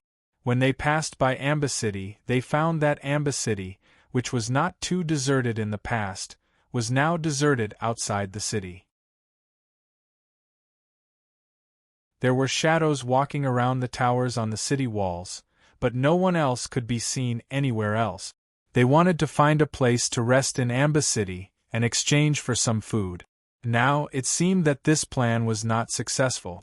The city gates were closed, and no one was allowed to enter. "Let's continue," Xiang Chen called out to the others. Compared to the forest, there was less snow here. Perhaps in the eyes of the people of Amba City, this was a heavy snow that had not been seen in 1,000 years. Even walking was difficult. However, Xiang Chen and the others who walked out of the forest did not think so. The snow here was only waist-deep. Every time they met someone on the road and overheard them talking about, "The snow is already waist-deep, how are we going to survive?" Xiang Chen and the others couldn't help but say, "It's only waist-deep and you're already so shocked. If you go into the forest, will your eyeballs fall out of your sockets?" Along the way, they also encountered robbers, but very few. In this kind of weather, professional robbers were not willing to come out. Those who came out were amateurs. They were forced out by the wind and snow. Due to hunger and cold, their eyes became fierce, and they looked ready to risk everything. Unfortunately, Xiang Chen and the others were not merciful people. If they were so soft-hearted, they would not have lived until now. If these robbers only begged and spoke softly, perhaps Xiang Chen and the others could give them some food. However, if they stood in front of them with knives, they could not be blamed for being merciless. Fresh blood splattered on the snow and quickly froze with the water. Those who fell there would be lucky to be covered by the snow, but unlucky ones would become the targets of others who were hungry and cold. Along the way, Xiang Chen had seen too many. The further they walked, the thinner the snow became. Xiang Chen's heart sank. Although he did not like this snow disaster, according to the shamaness and the chief, it might be best if this cold weather continued. Most importantly, had the sea frozen? This was the shamaness' hope. The shamaness said that if the sea froze, they should continue forward. If there was a large patch of ice, this would be an opportunity. They could return to their old haunt after 1,000 years and reunite with the other group. Perhaps the Yanjiao's hidden disease could be cured. Who would not want to live twice as long?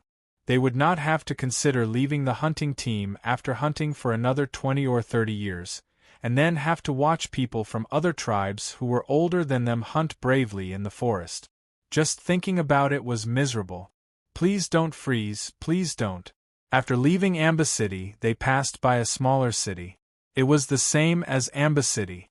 The city gates were tightly shut, and there was a solemn and heavy atmosphere, just like the hearts of the people in the city.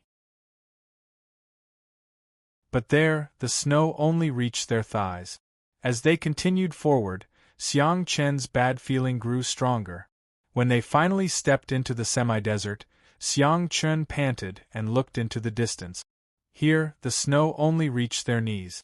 They continued forward, step by step, into this once dry land. There were camel beasts looking for ice on the ground. Their fur had grown long, and they huddled together in groups for warmth. eating snow to replenish their water. When they saw Xiang Chen's group, the camel beasts turned around and ran away. Xiang Chen did not chase. He still had food on him, and he was not in the mood to hunt. His footsteps quickened as he headed straight for the sea. Tall cylindrical cacti stood there like icicles. They were like thorns, stabbing at Xiang Chen's group until their hearts bled. The sea did not freeze. Only the areas near the sea were partially frozen. But that ice was nothing compared to the layer of ice in the man-made river in front of the tribe. Could people walk on it? Not to mention, the sea was still flowing far away from the shore. The wind lifted the waves, crashing against the frozen ice. The blue sea, the snow-covered sand, the clash of two colors. To some people, this was a rare beauty. But Xiang Chen's group was utterly disappointed. It was as if they had lost all their strength. Their exhaustion intensified. They knelt on the snow-covered sand, punching holes in the ground. Their path was cut off. They didn't even know if there was any hope of crossing this sea in their lifetime. How long was a person's life? For people who did the same thing every day, it seemed to pass in the blink of an eye. Xiang Chen seemed to see his old self sitting at the door, chopping wood and making straw rope. But the people of the same age as him in the neighboring tribe were happily dragging their prey back and forth every day. He could not bear to think about it anymore. With a sigh and a strong sense of disappointment, Xiang Chen's group returned to the tribe. If the shamaness knew, she would probably cry herself to death by the fire pit. How long would they have to wait to return to their homeland? Where was the road? None of them knew.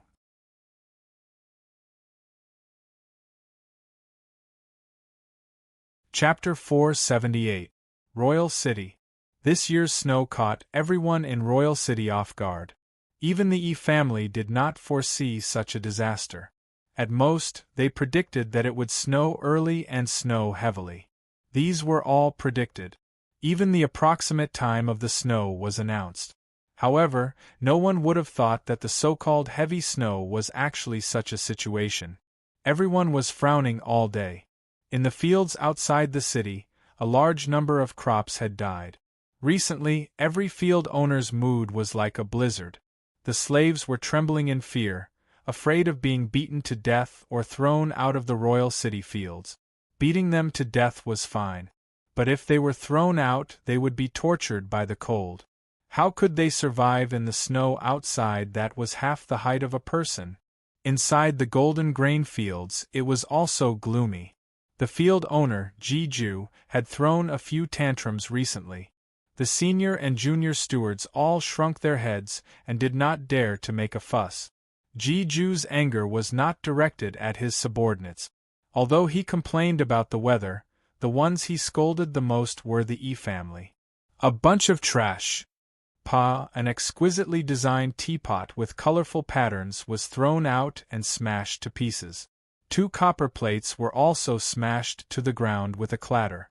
The junior stewards outside trembled. They did not dare to step in. They just stood there like ostriches. Inside the house, the senior steward waited for Ji-ju to calm down before lowering his head to tidy up the things on the ground. There were no other servants here. Only the senior steward came in and out often. The junior stewards had to stay far away unless they were permitted. The house was warm with a stove burning. Ji-ju sat cross-legged on a thick furry cushion. He was in a bad mood because another crop in the field had frozen to death.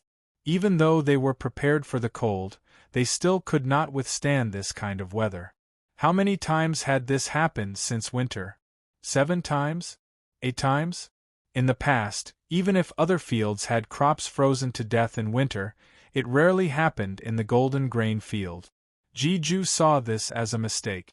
As long as he did the right thing, he could avoid it. Ji-ju had always felt that he had done a perfect job. The 1,000-grain gold incident was a little depressing because the Yanjiao people had planted it first, but it passed quickly. Now the 8th mistake had occurred. How could he, who had always pursued perfection, remain calm?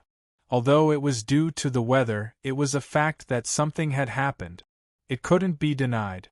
Trash. Jeju scolded again. The trash he was referring to was still the E family. Usually, those people would raise their chins to the sky, but now?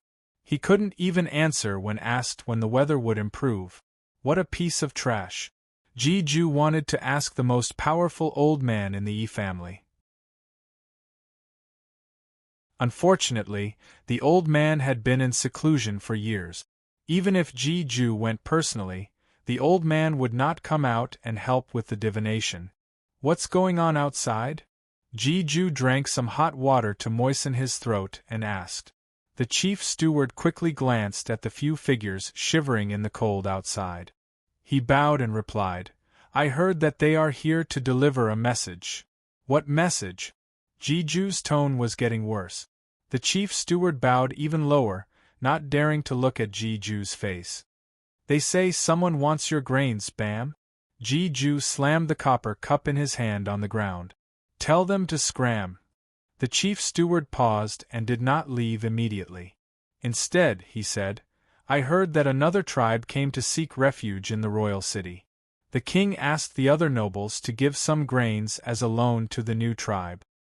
They didn't come before. Now that there's a snow disaster, they all came quickly."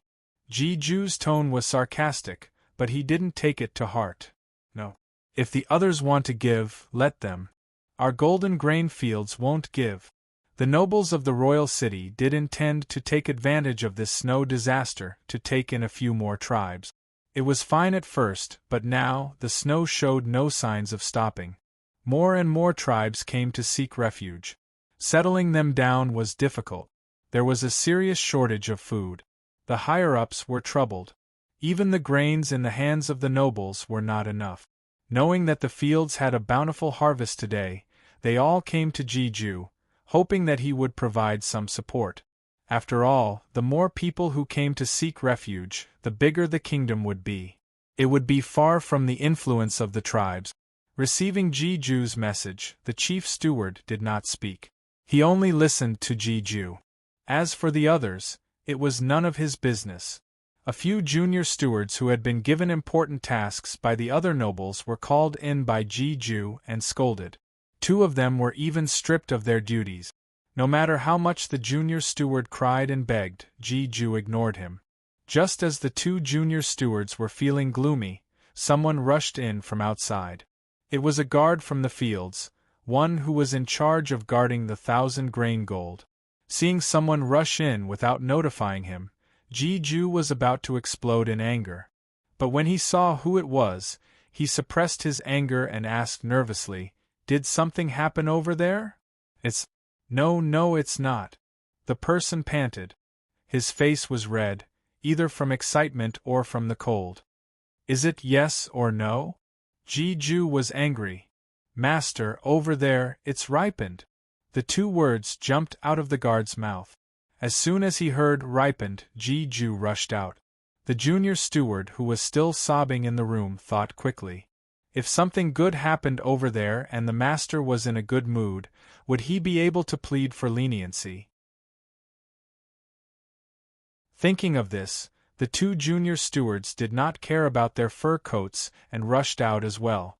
Jeju's 1,000 grain gold had ripened in the middle of the snowstorm, much earlier than he had expected. In the snow, the golden husks were dazzling. Even the guards outside could smell an extremely fragrant smell. The smell was not strong, but it made people drool.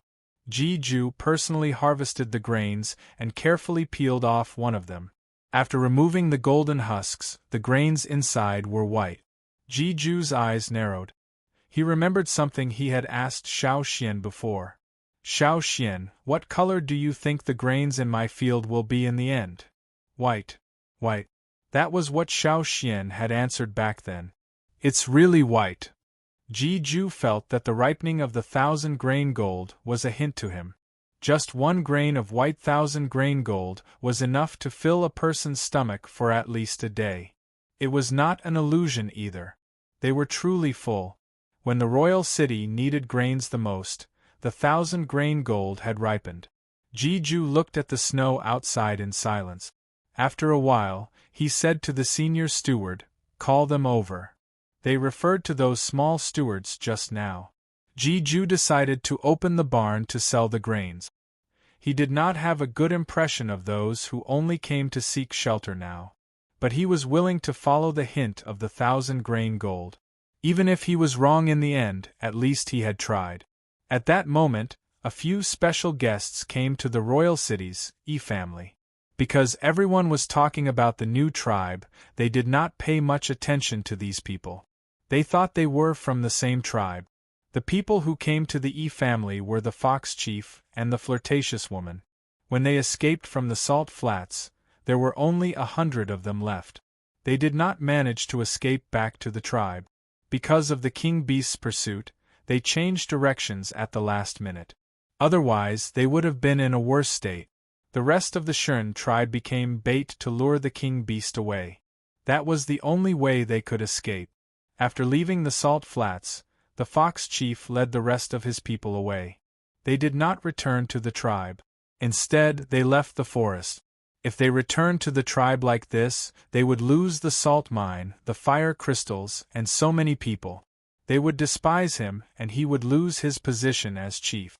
That was why the fox chief decided to find a solution before returning to the tribe. The woman beside the fox chief was half family blood. However, her divination skills were not outstanding. She would not be treated well if she stayed with the family. That was why she spent most of her time in the fox tribe. However, the fox tribe and the family still interacted frequently. The fox chief knew roughly when the weather would change because of the family's help. This time, the fox chief came to ask for help. He wanted to work with the family to deal with the Yanjiao tribe. The family might not agree to deal with the Mountain Wind and Taiha tribes. Even if they won, it would be a devastating victory. It would not be worth it. However, if they were going to deal with the Flaming Horns, they would have to reconsider. Because the Yanjiao were outsiders. The family and the other families in the royal city were wary of them. The fox chief heard this from the woman beside him. She had learned this when they came to the royal city in winter. This was the perfect time to make things worse. Although the fox chief wanted to get rid of all 3 tribes, he had to do it one by one. First, he had to deal with the Yanjiao tribe. Along the way, the fox chief had thought about many things. The more he thought, the more he hated the Yanjiao people. That was why they were in such dire straits. That was why when he spoke to the family, the fox chief made many guesses. The Yanjiao people seem to know when the weather will change. They are even more accurate than you. They came at the right time and left just as the storm stopped. It was just a guess and the fox chief did not believe it himself. But in order to instill fear in the family, he had to be sure. Also, I heard the king beast roar at them but I didn't see their bodies. Even if they were eaten by the king beast, it shouldn't have eaten them all. There wasn't even a trace of blood. They also brought a lot of salt and fire crystals. The fox chief added fuel to the fire. When they heard that someone was more accurate than the family, the faces of the family members changed. When they heard that someone could leave alive after being eaten by the king beast, they became even more fearful. The fire crystals were not as attractive. Are you telling the truth? The person sitting at the head of the table asked in a low voice. He did not want to pursue the matter of the fox hiding the salt. It was just salt. The family did not care about it. But the other things were different. It's true. The fox chief looked at the woman beside him. She hurriedly stood up and bowed. It's true. When she lowered her head, a strange light flashed in her eyes. The fox leader probably did not believe his own words, but she knew that it was the truth. The Yanjiao people seemed to have an even bigger secret. The family did not believe everything the 2 of them said. But when they questioned the other fox tribesmen who came with the fox chief, they believed most of it. The family asked questions skillfully. They did not believe that the tribesmen could lie to them. That was why even if the fox chief's words were not entirely true, most of it was the truth. A few of the family's most powerful people gathered for a discussion. I told you, we have to be careful of the Yanjiao people. The Yanjiao people cannot be allowed to live. I will go to the king tomorrow and discuss this with the other families, said the person sitting at the head of the table. The Yanjiao people had to be dealt with. Perhaps this change in the weather was a hint from the heavens.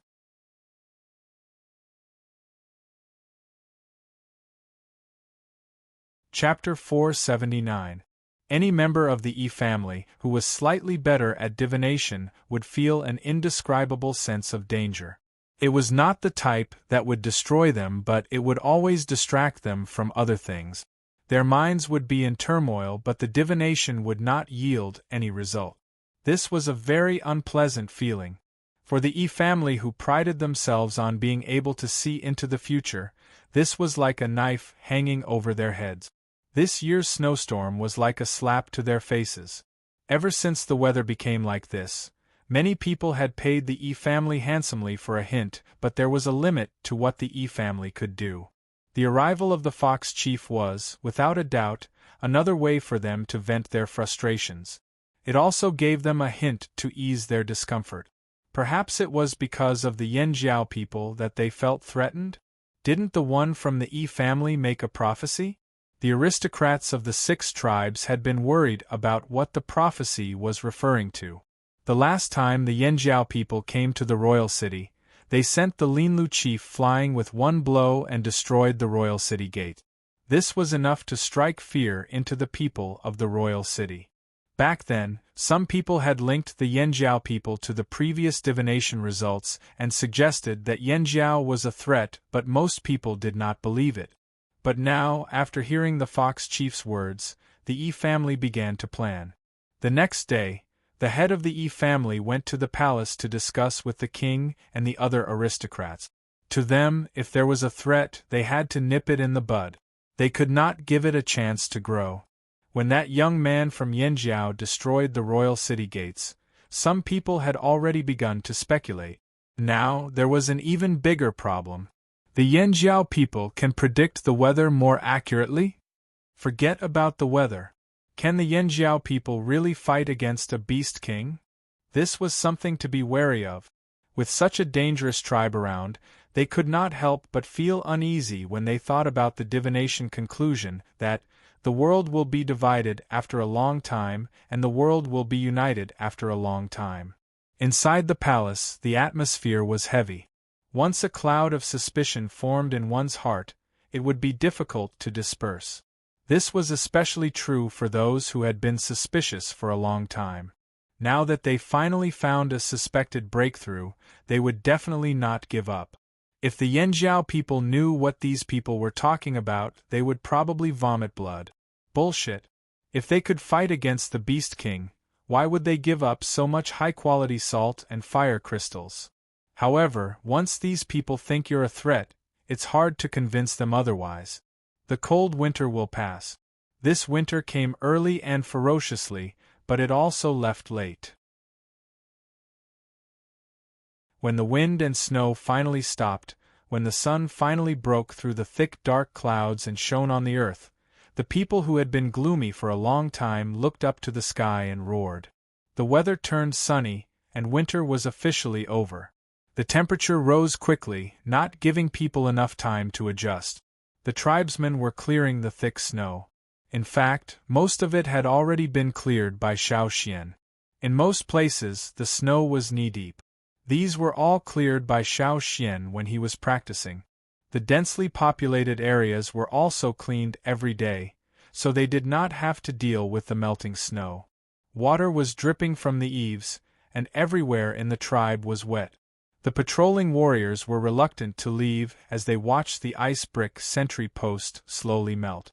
They had not had enough fun, but relatively speaking, they still preferred warmer weather. That way they could go out and hunt. The melting snow made the river in front of the tribe rise a lot. The people near the foot of the mountain had to move up. There was a lot of water in many places in the forest. It was inconvenient to go out and hunt. However, the large amount of stagnant water also caused some animals to come out of their burrows to hide. The soldiers also encountered many small beasts as they walked around the area. The ducks that had been frozen all winter rushed out of the duck shed. They were not afraid of the cold. They jumped into the river or flew into the forest. The person who took care of the duck shed finally saw the fat duck. The fat duck walked out with a group of similar-looking green furballs. It looked at everyone with caution, but did not attack. 31. Not one is missing, the person said happily. Hey, what are the ducklings eating? Xiao Xian looked over. It's probably an earthworm. Before Xiao Xian could finish the word earthworm, he saw a thumb-sized worm being pecked by the green furry balls. It opened its mouth full of sharp teeth. Probably an insect that crawled out from the ground. Xiao Xian could only say so. He did not know what these earthworm-like insects were called. They had never crawled out before. Now they were probably forced out by the melting snow. There were also some wriggling or crawling insects that came out from the river in front of the tribe. The river rose and flooded what used to be the ground. Now, these insects were scrambling to climb higher. This was a great advantage for the duck. The fat duck led the 31 green furballs to peck at the rising river. They ate what the other ducks ate. They ate what the other ducks did not eat. With this group of ducks, the people in the tribe did not have to kill the insects themselves. The ducks jumped around the river bank. Some even fought for food. The weather turned warm quickly. Yesterday they were still wearing thick furs. Today they only wore their usual hunting clothes. The people who worked were sweating all over. This weather is too strange, said Xiao Xian. He did not know what this weather change meant. Since the weather was really warm, winter was over. The tribe would hold their annual ceremony. However, the shamaness was distracted. Not only was she distracted, but so was Chief Zheng Luo. He often stood at the top of the mountain and looked into the distance. Xiao Xian knew that they were waiting for news. They were waiting for the people who left in winter to bring back good news. Even if they did not make it this time, what if the next winter was the same? Then they could seize the opportunity. However, Xiao Xian had a feeling that the shamaness and the chief's plan might not work. 2 days later, all the snow in the tribe was cleared. The wet ground was much drier after 3 days of sun. The river receded quickly too.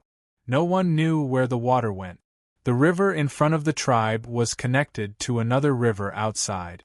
It was blocked by something, so the dangerous creatures in the other river could not come over. However, the water flowed. Now, the rising river was obviously receding every day. In a few days, it would reach the water level before winter. That night, the ceremony went on as usual. The people who were sent out in winter had not returned. This was within everyone's expectations. It took time to travel, and it took even longer to travel in the snow. This year's ceremony was especially quiet. The shamaness and the chief were not in the mood. Those who knew were also distracted. However, for the ceremony and to respect their ancestors, they temporarily put aside their emotions. Even if they wanted to think about something, they would have to wait until the ceremony was over. As the shamaness chanted, the flames in the fire pit rose. The heat of the flames chased away the remaining chill of the night. Xiao Xian's bone ornaments also reacted. They were almost connected to the flames in the fire pit. The rising flames gradually formed a flame giant. The tribe was no longer surprised by the appearance of this flame giant.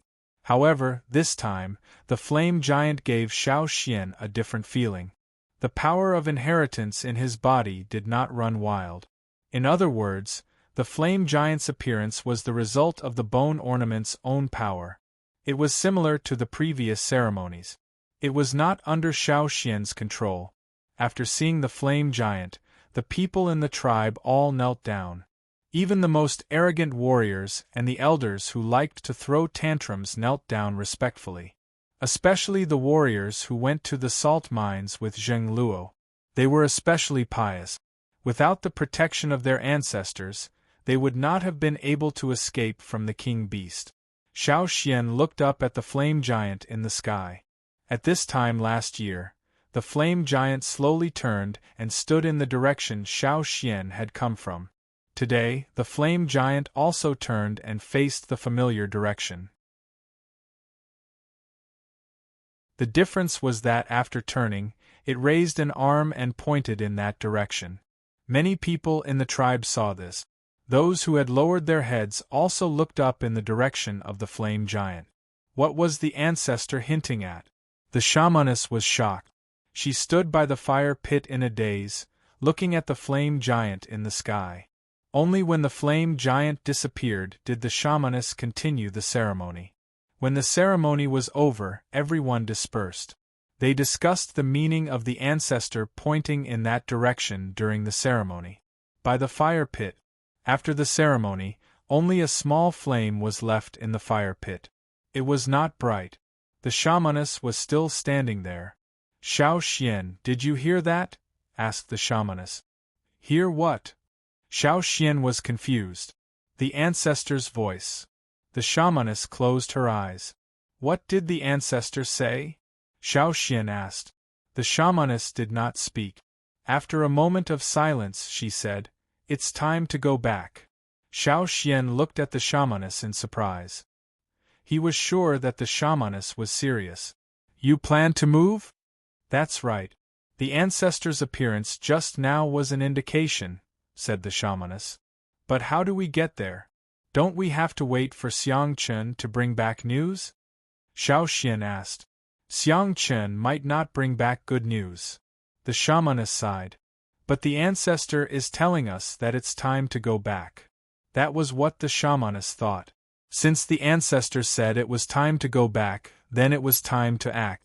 As for what method to use, they had to think of it themselves.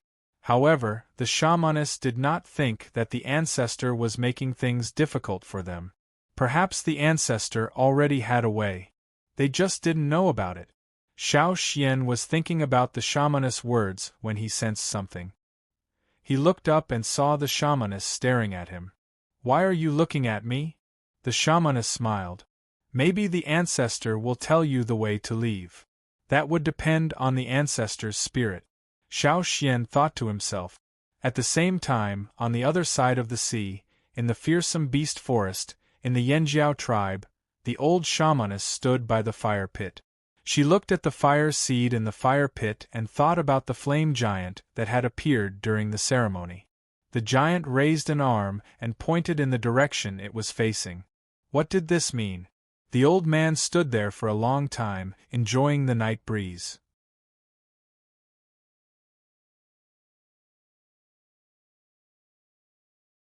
Chapter 480. 2 days after the ceremony, someone from the Mountain Wind tribe hurried over. It was their chief. "Where's your chief? I need to talk to him." The Mountain Wind chief asked a Yanjiao patrol to bring him to Zhengluo. "If Zhengluo isn't here, your elder is fine too."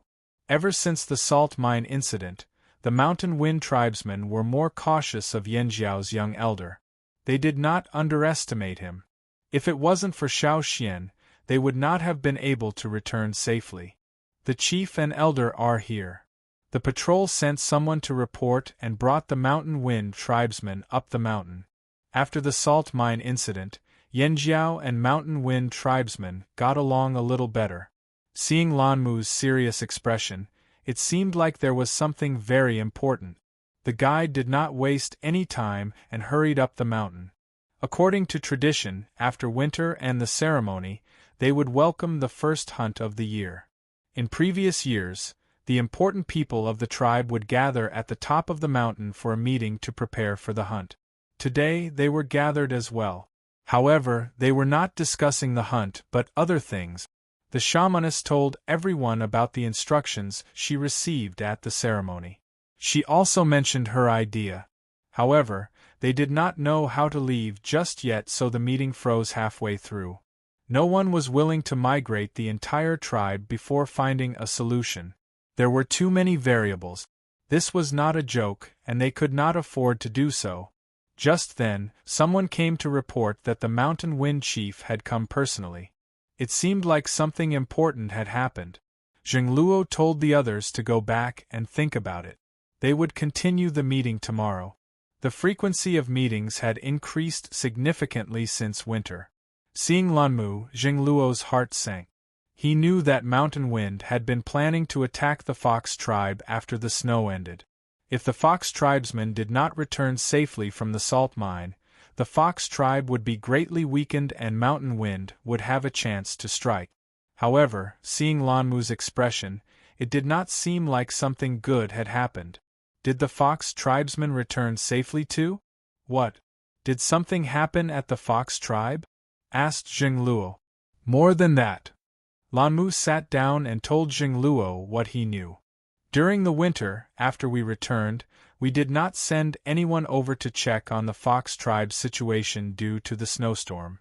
A few days ago, we thought that winter was about to end, so we sent someone over to check. Who would have thought that the Fox people were migrating? There were too few people who went to investigate, so we didn't stop them directly. We didn't have a chance to kill them at all. By the time we got there, most of the people there had already evacuated. There were only a few injured people who couldn't walk anymore. Ranma was angry when he said this. He had been preparing for this for the whole winter, and now he had encountered this situation. Where did the Fox people move to? Asked Jingluo. Lanmu glanced at Xiao Xian, who was sitting next to him. Royal City. They're going to the Royal City. This was what he had forced out of the few injured personnel who had been left behind. Royal City?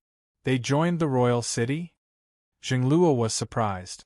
It seems that not many people from the salt mines returned safely. Otherwise, they wouldn't have migrated to the Royal City so easily. That's right. According to what I heard, less than 20 Shin tribesmen returned from the salt mines. They were all heavily injured too. The Fox tribesmen probably aren't any better. But, get to the point. Xiao Xian, who had been quiet all this while, spoke up. What Lanmu knew must have something to do with him. Otherwise, he wouldn't have kept glancing at them. Lanmu paused. I heard that Elder Xiao Xian went to the Royal City before winter? Yes, answered Xiao Xian.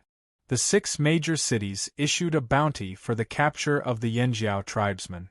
I heard it's because of the destruction of the Royal City's walls. When Lanmu first heard the news, he was surprised. The Yanjiao tribesmen were too strong. They even destroyed the Royal City's walls. The Mountain Wind tribe was relatively well informed. Their tribe was located on the outskirts of the forest. He didn't know how they got the news so quickly. Could have been a bird or something else. In any case, the Mountain Wind tribe was a cut above the rest when it came to information. Since Lanmu said so, it was most likely true. You want to attack the Yanjiao tribe just by destroying their walls? Said Jingluo angrily. That's a far-fetched reason. Their walls aren't strong enough. One touch and it breaks. You're blaming us for being strong. Lanmu's face twitched. What did he mean by one touch and it breaks? That's the Royal City's walls, not your backyard's fence. If it were me, I'd be afraid too. Rumor has it that the weather changed this past winter because of the Yanjiao tribe. I also heard. Lanmu glanced at Jingluo and the others' sour expressions. He continued, I also heard that the Yanjiao tribesmen lured out a king beast that lives in the snow. It'll bring about an even greater disaster. Bullshit. Jingluo's face darkened. Why was the Yanjiao tribesman taking all the blame? You believe that? I don't. But there must be other reasons. It might have something to do with the Fox tribe or something else. But the news about them attacking you must be true. I came as soon as I heard the news. After all, he'd experienced it himself. If the Yanjiao tribesmen really had something to do with the king beast, would they have been in such a sorry state? But to say they had nothing to do with it, Lanmu still doubted it. After all, only one person knew how they'd escaped from the king beast and what had happened after they'd fainted. Thinking of this, Lanmu glanced at Xiao Xian again suspiciously. His eyes met Xiao Xian's and Lanmu's heart skipped a beat. He quickly looked away. He didn't want to provoke this young man now. Who knew which idiot's idea was to blame the Yanjiao tribesmen for the weather change? How could a tribe affect the weather so easily? Were the people who believed that idiots? But there were many who believed it and treated the Yanjiao tribesmen like the plague. Lanmu only told them what he knew as a way of thanking Yanjiao for their help at the salt mines. Before he left, Lanmu thought about it and asked, "You Yanjiao people really came from somewhere else?" Zhengluo's eyelid twitched. Clearly, this was the most important reason why the others were targeting Yanjiao. Their Yanjiao tribe didn't belong to this land. It was just that thousands of years had passed and many people had forgotten. Many people thought the Yanjiao tribe came from somewhere else but didn't know that 1,000 years ago, they didn't even exist here. Lanmu opened his mouth but in the end, he shook his head and sighed. You all should be careful. It seemed to be a natural instinct to exclude others. Back then, the Yanjiao tribe left the crowded areas and settled here for 2 reasons. 1, they liked the living environment here. 2, they wanted people to forget Yanjiao's origins. The ancestral records said that when the Yanjiao people first arrived, they were ostracized and lost many people. Were they going to experience it again? After Lanmu left, Xiang Chen and the others finally returned with similar news. Amba City had already posted a notice saying that the Yanjiao people had been demonized. When Xiang Chen and the others were hiding, they even heard people talking about Yanjiao's strength. Was it wrong for them to be strong? Xiao Xian didn't know how many people believed the rumors, but Xiao Xian was sure that if there was a reward and a secret leak about the salt and fire crystals, there would be even more people willing to go. These people were planning to slowly encroach on the Flaming Horn tribe's power. They didn't plan to attack them directly. If the Great Six wanted to attack Yanjiao, they didn't have to do it themselves. They knew that Yanjiao wasn't easy to deal with. This was a good time for the greedy and dependent to make contributions. Also, they heard that the royal city had taken in many people during the winter and gave them so many benefit. Would the slave masters really do that? In the forest, due to competition, the tribes didn't interact much. The only good collaborator was the neighboring Taiha tribe. The mountain wind people were just returning the favor and didn't want to get involved. But it was understandable. It's time to leave. The shamaness got up and walked outside. She stood on the peak of the mountain and looked at the budding trees in the distance. Rather than wait for people to come and provoke them, it was better to leave now. Their ancestors' instructions couldn't be wrong. Zhengluo called for an emergency meeting. Not long after, the entire tribe was mobilized. Zhengluo took the time to visit the neighboring Taiha tribe's chief.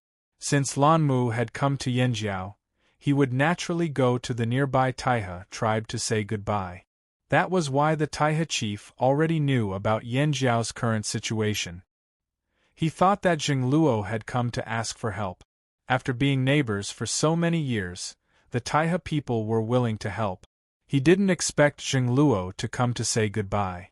Knowing that the Taiha people were willing to help, Zhengluo was already very grateful. They had been neighbors for so many years. They had quarreled, fought, but in the end it was still this neighbor who was willing to help them. Perhaps this was the reason why their overbearing ancestors were willing to be neighbors with the Taiha people. After thanking him, Zhengluo told him why he was here. I'm here to say goodbye. Zhengluo looked at his old rival who was much older than him. Leave. The Taiha chief almost dropped the bronze cup he used to show off. What did he mean? Was he afraid of being targeted by the 6 tribes? Was he going to hide in a more secluded place? The Yanjiao people they knew weren't this cowardly. Aren't they just a bunch of arrogant nobles? If we build our own city, we can call ourselves nobles too. Why should we be afraid of them? Don't care what they say, just pretend they're talking nonsense. At most, we won't leave the forest. In the forest, we still have the advantage, said the Taiha chief unhappily. We're from another continent, said Zhengluo. I know. What does it matter where we're from? Could it be that you don't dare to fight? The Taiha chief didn't think it was a big deal. It was rare to have a neighbor and they didn't want to lose him. Who would help them carry things when they went on a trade trip? No, we're just going back. Although Jing Luo didn't know why the shaman was so confident, he just had to believe in her. Go back? What did she mean? The Taihe chief didn't understand until Jing Luo left.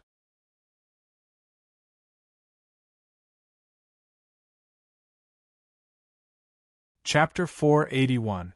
It had been hundreds of years since the ancestors of the tribe came here. They had fought for a piece of land and lived here until now. It had been passed down from one generation to the next. They knew every detail of the houses and the cultivation of the fields. Every place had a history and memory. When they heard that they were going to pack up and leave, the people in the tribe were shocked. They didn't know how to react and just followed their leader's orders. When they came back to their senses, they started talking. When they heard that the nobles from the 6 tribes were going to attack their tribe, they were furious. Some of the warriors wanted to fight them, but Duo Kong heard them and beat them up. You think we're afraid? Bullshit. Why would we Yanjiao be afraid of those arrogant slave masters? The reason we're leaving is because we're going back, Duo Kong said loudly. The people who were packing up stopped in their tracks. Go back? Go back where? What did their leader mean? The warrior who was beaten up by Duo Kong forgot to get up and asked, Leader, aren't we right here? Where are we going? We're going back to where our ancestors came from. Duo Kong left after saying that. He still had to go down the mountain to inspect other places. Because of the departure, the whole tribe was a little anxious. In order to prevent the energetic warriors from making trouble because they didn't get to hunt, he had to calm them down. The bruised warrior on the ground looked at Duo Kang's back as he left. He dug at the dried ground and thought about Duo Kang's words. We're going back to where our ancestors came from? Where our ancestors came from. Xiao Xian. He heard that Xiao Xian came from there too. Did that mean they were going to the legendary birthplace of the Yanjiao tribe? Xiang Chun and the others had just returned to the tribe. Initially, they were disheartened by the fact that the sea had yet to freeze. After hearing the bad rumors about the Flaming Horn tribe, they wanted to fight it out with these people. They didn't expect things to turn out this way. The Yanjiao people were sick. Xiang Chun had heard about this from his father a long time ago. They just didn't talk about it. If other people said that the Yanjiao people were sick, he would definitely scold them back. You're the one who's sick, your entire tribe is sick. However, that was the truth of the matter. After scolding him, Xiang Chen began to wonder when he would recover from his illness. But now the opportunity had come. Although he didn't know what the shamaness was thinking, since the shamaness and the chief had decided to leave, he would do the same. What about the duck shed? The person taking care of the ducks was reluctant to let them go. He ran over and asked Xiao Xian. Just leave them there. Leave the duck shed to them. In the future, if they want to leave, they can leave. If they want to stay here, then let them stay. These ducks were too ordinary, and the people in the tribe didn't care for them. It was troublesome to bring them along. Should they kill them and roast them? He might as well hunt a few ferocious beasts to satisfy himself. Those duck eggs were the protection fee for these ducks. How many eggs did we pick up today? What should we do? The man asked again. Cook them and bring them along. Where's the green duck? The man asked expectantly. Xiao Xian looked at the fat duck that was swimming in the river with a flock of green feathers. Xiao Xian couldn't wait for these green eggs. However, the duck eggs had helped the Yanjiao before, so Xiao Xian didn't kill them. Don't worry about it. The copper cauldron had already been smelted into other copper products. There were pots and kettles, which were distributed to the tribe's meritorious members. They couldn't bear to throw them away and planned to keep them with them. The salt had been successfully refined. Most of it was distributed to the people in the tribe, while the shamaness kept the rest. The grains and herbs were also distributed within a day. The people in the tribe were so busy that they didn't have time to think about anything else, let alone feel sad. Xiao Xian had experienced a big migration before. This was the second one, but the situation was slightly different. This time, there were many people who were hostile towards them. Perhaps it wouldn't be as smooth as the first one. Xiao Xian and Jing Luo had discussed the migration route. Xiang Chen's route could no longer be used. Someone must have seen the Yanjiao on that route. Perhaps someone had already set up an ambush, waiting for the Yanjiao to come knocking on their door. That route would also pass by several cities. They could use it in the past because it was convenient for them to resupply. Now they had to avoid it. In comparison, Xiao Xian's route was much safer because it avoided places with many people. Perhaps there were dangers in the forest, but that route was the shortest. Plus, there were so many people. If they encountered a fierce beast, everyone could work together to fend it off. Let's go with this one. Jing Luo's finger tapped on Xiao Xian's map. First, send someone to scout out the situation in the forest. Clear the path. That night, when most of the people in the tribe couldn't sleep, Xiao Xian had a dream. He dreamed of the first shaman of the tribe. He couldn't see the shaman's face clearly, only a blurry figure. But Xiao Xian had a special feeling that he was sure of this person's identity. The legendary first shaman of the Yanjiao tribe, and the original owner of the 6 bone ornaments. In Xiao Xian's dream, he saw the shaman walking down a long and narrow path, step by step, walking into the distance. That path was familiar. The surroundings were dark, and there was the sound of flowing water. Beside him, there were some vague, large figures moving slowly, like giant beasts in the sea. His eyes flew open. Xiao Xian was still in a daze, but the scene in the dream was still vivid. Every detail was crystal clear, except for that blurry figure. Outside the window, it was already dawn. Light could be seen through the wooden window. Getting up, Xiao Xian quickly rinsed his mouth with cold water, wiped his face, and ran to find the shaman without eating breakfast. Early in the morning, the shaman wasn't in the house. She stood by the fire pit, staring blankly at it. In the past night, the shaman didn't sleep at all. She stood by the fire pit for the whole night. Although her face was calm, there were obvious dark circles under her eyes. Under her drooping eyelids, her eyes were bloodshot. Perhaps the shaman wasn't as calm as she looked. After all, the tribe's migration was a big deal. She and the chief were under a lot of pressure to make this decision. Seeing Xiao Xian, the shaman asked, "What's the hurry?" "There's something I don't understand," said Xiao Xian. Xiao Xian told her about his dream last night. He didn't know if it was a hint from the ancestors, or if he was overthinking it. After hearing Xiao Xian's story, the shaman's listless eyes lit up. She squinted slightly, and the wrinkles on her face deepened. "That's the path. It's the path the ancestors showed us. Maybe when we get there, it'll turn into what you saw. Then the path will be formed," said the shaman with certainty. She believed the ancestors wouldn't lie to them. "But, don't worry, it's definitely a hint from the ancestors." But, before Xiao Xian could finish, the shaman raised her hand to stop Xiao Xian. "You have to believe in the ancestors." "I do," said Xiao Xian helplessly. "Then it's fine. All we need to do is bring the tribesmen there." After hearing Xiao Xian's words, the shaman felt much better. She decided to talk to Jing Luo. Jing Luo was probably under a lot of pressure, so he didn't sleep at all. Early in the morning, she heard Jing Luo lecturing the tribesmen.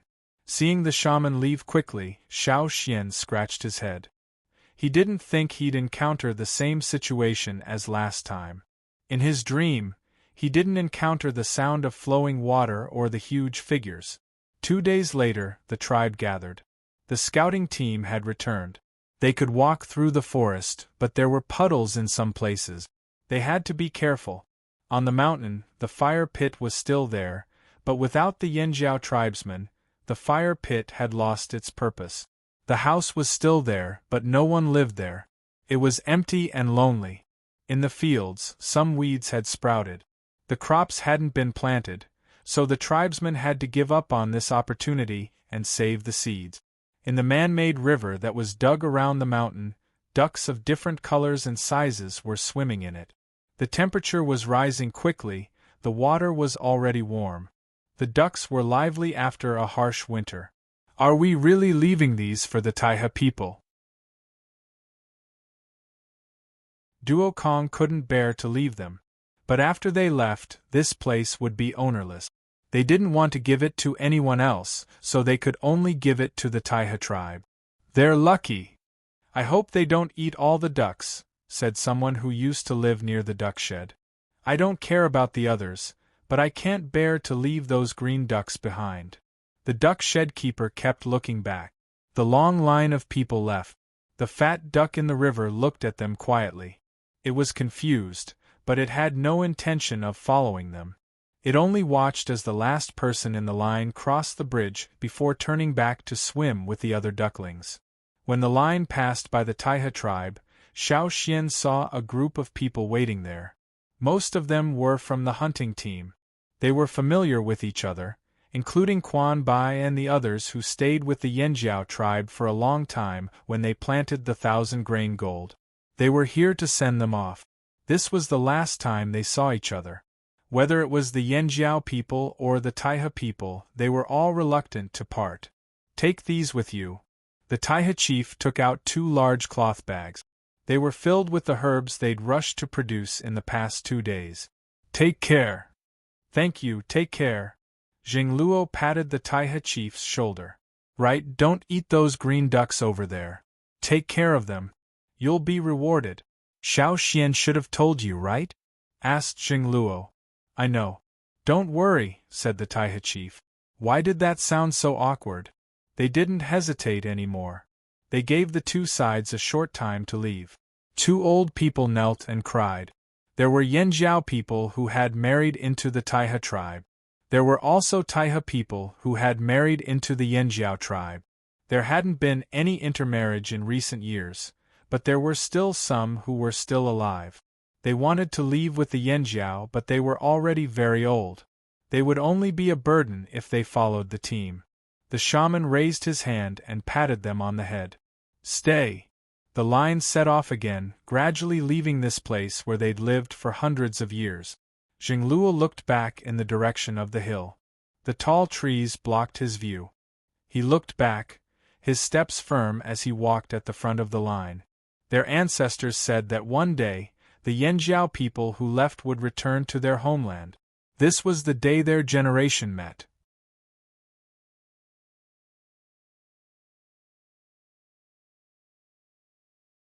Chapter 482. Roar. A mournful roar echoed through the forest. After the sound of metal clashing, the roar finally stopped, and the heavy breathing gradually calmed down. Xiao Xian pulled a leaf from the side and wiped the blood off his sword. The soldiers next to him went over to deal with the beast that had just been killed. They opened the kettle and poured the blood into it. If it was in the past, they would try their best to keep the animal skin intact after killing the prey. But now they no longer needed that, and the animal skin would not be hoarded for trade. All they needed was food, and this ferocious beast had become the warrior's lunch. 7 or 8 people dealt with the beast at the same time. They removed the organs, cut off the meat, and left the skin and bones where they were. Duo Kong passed over a kettle filled with beast blood. Drink some. Xiao Xian waved his hand. No, I didn't use much. Give it to the other soldiers. Duo Kong grinned and didn't say much. He took a gulp and passed it to the others. The slightly viscous liquid with a strong smell of blood flowed down his esophagus and into his stomach.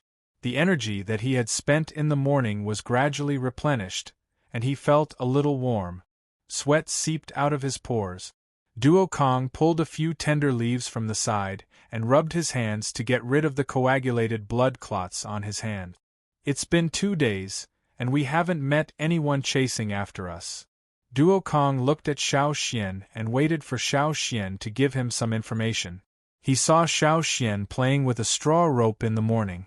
Xiao Xian wouldn't be so bored as to play with a straw rope at a time like this. He must be doing some divination. Duo Kong had been leading the team to guard their surroundings, so he didn't have time to ask. Now that he finally had the chance, he came over to ask. We'll meet them soon. Not everyone thinks we'll go back the way we came, and not everyone will choose to ambush us. Some will take the initiative to attack. Maybe someone can predict our route, Xiao Xian said. They can even predict our route? Duo Kong was shocked. He didn't believe it, but thinking about the Yi family, it was possible. Although the Yi family had a lot of useless people, there were still some capable people. What are your plans? Duo Kong asked again. Let's just continue on our way. By the way, have you guys finished the things I asked you to do?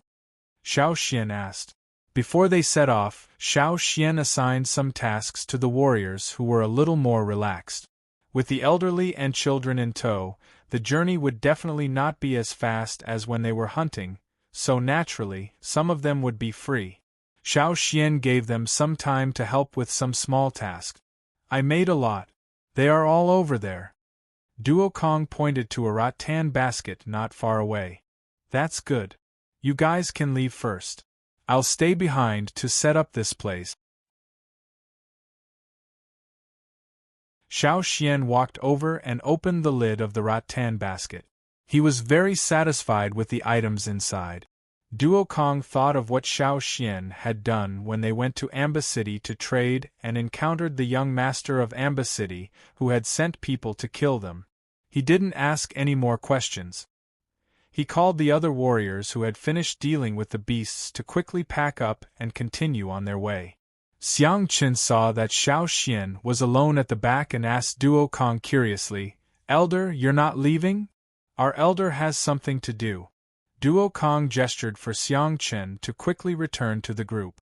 Xiang Qin's head was full of questions. He didn't go with Duo Kong to trade, so he didn't know what happened. Even if he heard about it from others, he didn't have a deep impression of it. He returned to the group and picked up his younger daughter, carried his wife on his back, and hung the other things around his neck or waist.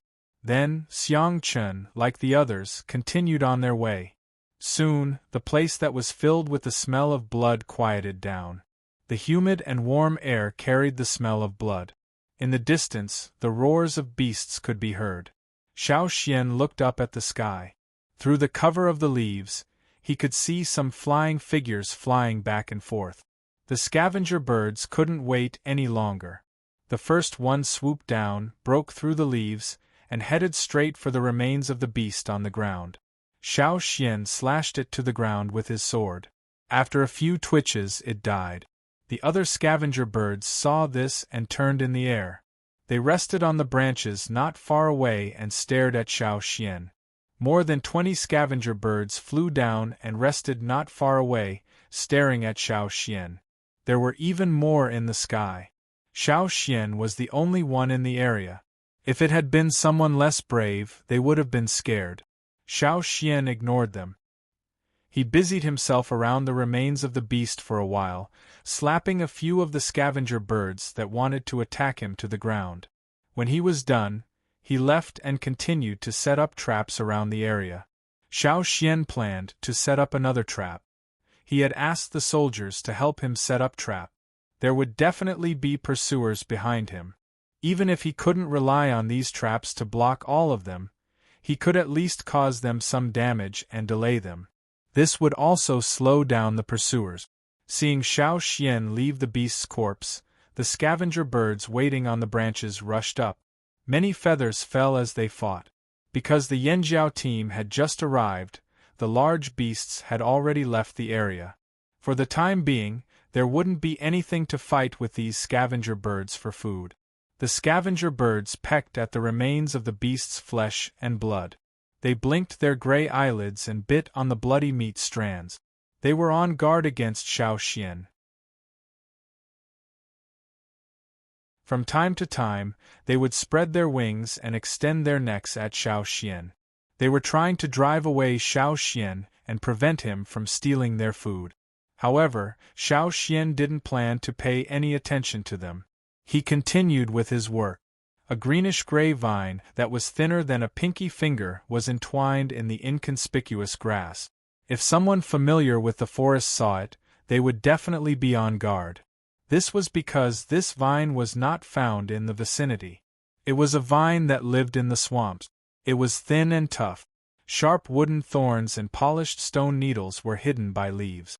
In less than half an hour, a basket of vines had been hidden nearby. By the time he was done, only skin and bones were left of the beast's corpse. Most of the meat had been cleaned up. The huge beast was now only a pile of skin, bones, and hard teeth. Xiao Xian stood up, glanced around the place, and then left.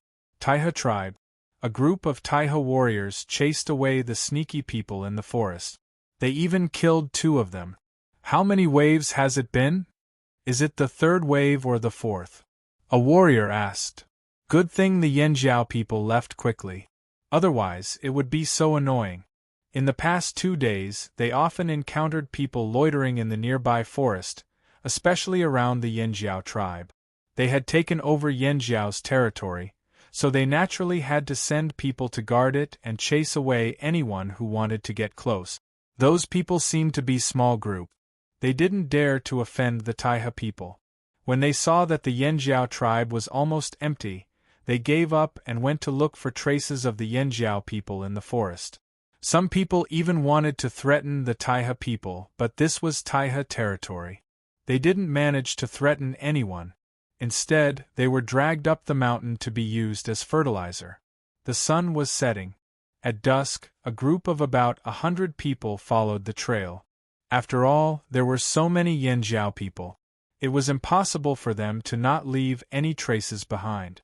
For those who were familiar with the area, it was easy to distinguish them. They were the first group of people to catch up. After going to the vicinity of the Flaming Horns tribe to inquire, they didn't stop to follow the trail. They wanted to get some benefits before others. Although there were only about 100 people, they didn't plan to fight head-on. Instead, they planned to kidnap some people and use them as hostages. Then they could threaten the Yanjiao people with fire crystals and salt. They had used this method many times on other people. Compared to fighting head-on, it was much smarter. This time, they were full of confidence. Beast carcasses. They passed by here not long ago, said one of them. They approached the carcasses. They wanted to judge the strength of the people who killed them from the carcasses. They also wanted to know the approximate time since the carcasses were killed. This would allow them to estimate the opponent's strength and the time it would take to catch up. However, when the people who went to check on the beast's carcass poked at the beast's bones, which had been pecked clean, a strange change occurred. Buzz, with a rapid trembling sound, as if a chaotic switch had been pressed, the tranquil forest was suddenly filled with murderous intent. The large area of effect stone needles were like rain. Those who tried to dodge would accidentally trigger another round of trap. Every time they thought that they had finally dodged, they would be greeted with another round of attacks, round after round. The noose was like a big hand that suddenly emerged from the ground and tied up those who couldn't escape in time. Those who moved slowly were accidentally pierced by wood and stone needles. When all the chaos finally stopped, those who were still alive didn't dare to move. They looked around vigilantly. Their nerves were tense with every step they took. Some people on the ground were groaning. They were poisoned and trapped. Even if they survived, they couldn't continue to chase for the time being. Although there were only about 20 people who lost their ability to move, 8 of them were dead. The remaining 70 or so were only slightly injured. However, they didn't dare to chase at full speed like before. Fortunately, they were alert enough to dodge quickly. Otherwise, at least half of them would be lying here. "Boss, should we continue to chase?" A man's face was twisted as he pulled out a wooden thorn from his arm. It was obviously made of wood, but it was such a big threat. The poison on the thorn made his entire arm numb. He applied some medicine and felt better, but he didn't know if it would continue to work. If the poison was too strong, he didn't know if his arm would be crippled. The leader was also alarmed. They hadn't received any information before, so their understanding of the Yanjiao people was limited to strength and arrogance. They didn't expect to suffer such a big loss just as they were about to catch up. Take the injured people away first. We won't chase for now, the leader said. What if the fire crystals and salt are taken by others? Then let them take it first. I'd like to see what other methods the Yanjiao people will use to deal with those behind us. They were at a disadvantage this time because they didn't understand the Yanjiao people. They couldn't blindly chase after them. If they fell into the enemy's trap, only death would await them. After all, they had so few people. They wouldn't be able to get anything, but their own side would be wiped out. If they wanted to experiment, they should let others do it.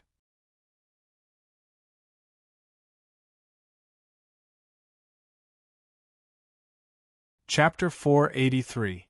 When the Flaming Horn tribesmen, who were waiting for an ambush on the route that the Flaming Horn tribesmen often took, were about to lose their patience. While some people were chasing after the trail in the forest, there was another group of people who took another route. The people in metal armor walked in a line. The people at the front were riding tall horses. These horses were of a carefully selected breed and had been well taken care of. They were very spirited. Their big hooves stomped on the ground, making pring-pring-pring sounds. Even the stones on the road were easily crushed. The horses galloped together like rolling thunder. The people riding on the tall horses held bronze spears in their hands. The spears glowed with a cold light. Coupled with the cold face of the person holding the spear, the people passing by could feel a chill from afar. The coldest winter had passed and the temperature had risen a lot, but when they saw these people, they still couldn't help but shiver and feel a chill down their back. Because people often walked on this road, there were fewer weeds and no trees in the way. The ground was flat, making it convenient for carriages and horses. The tribe's trading teams often came and went on this road.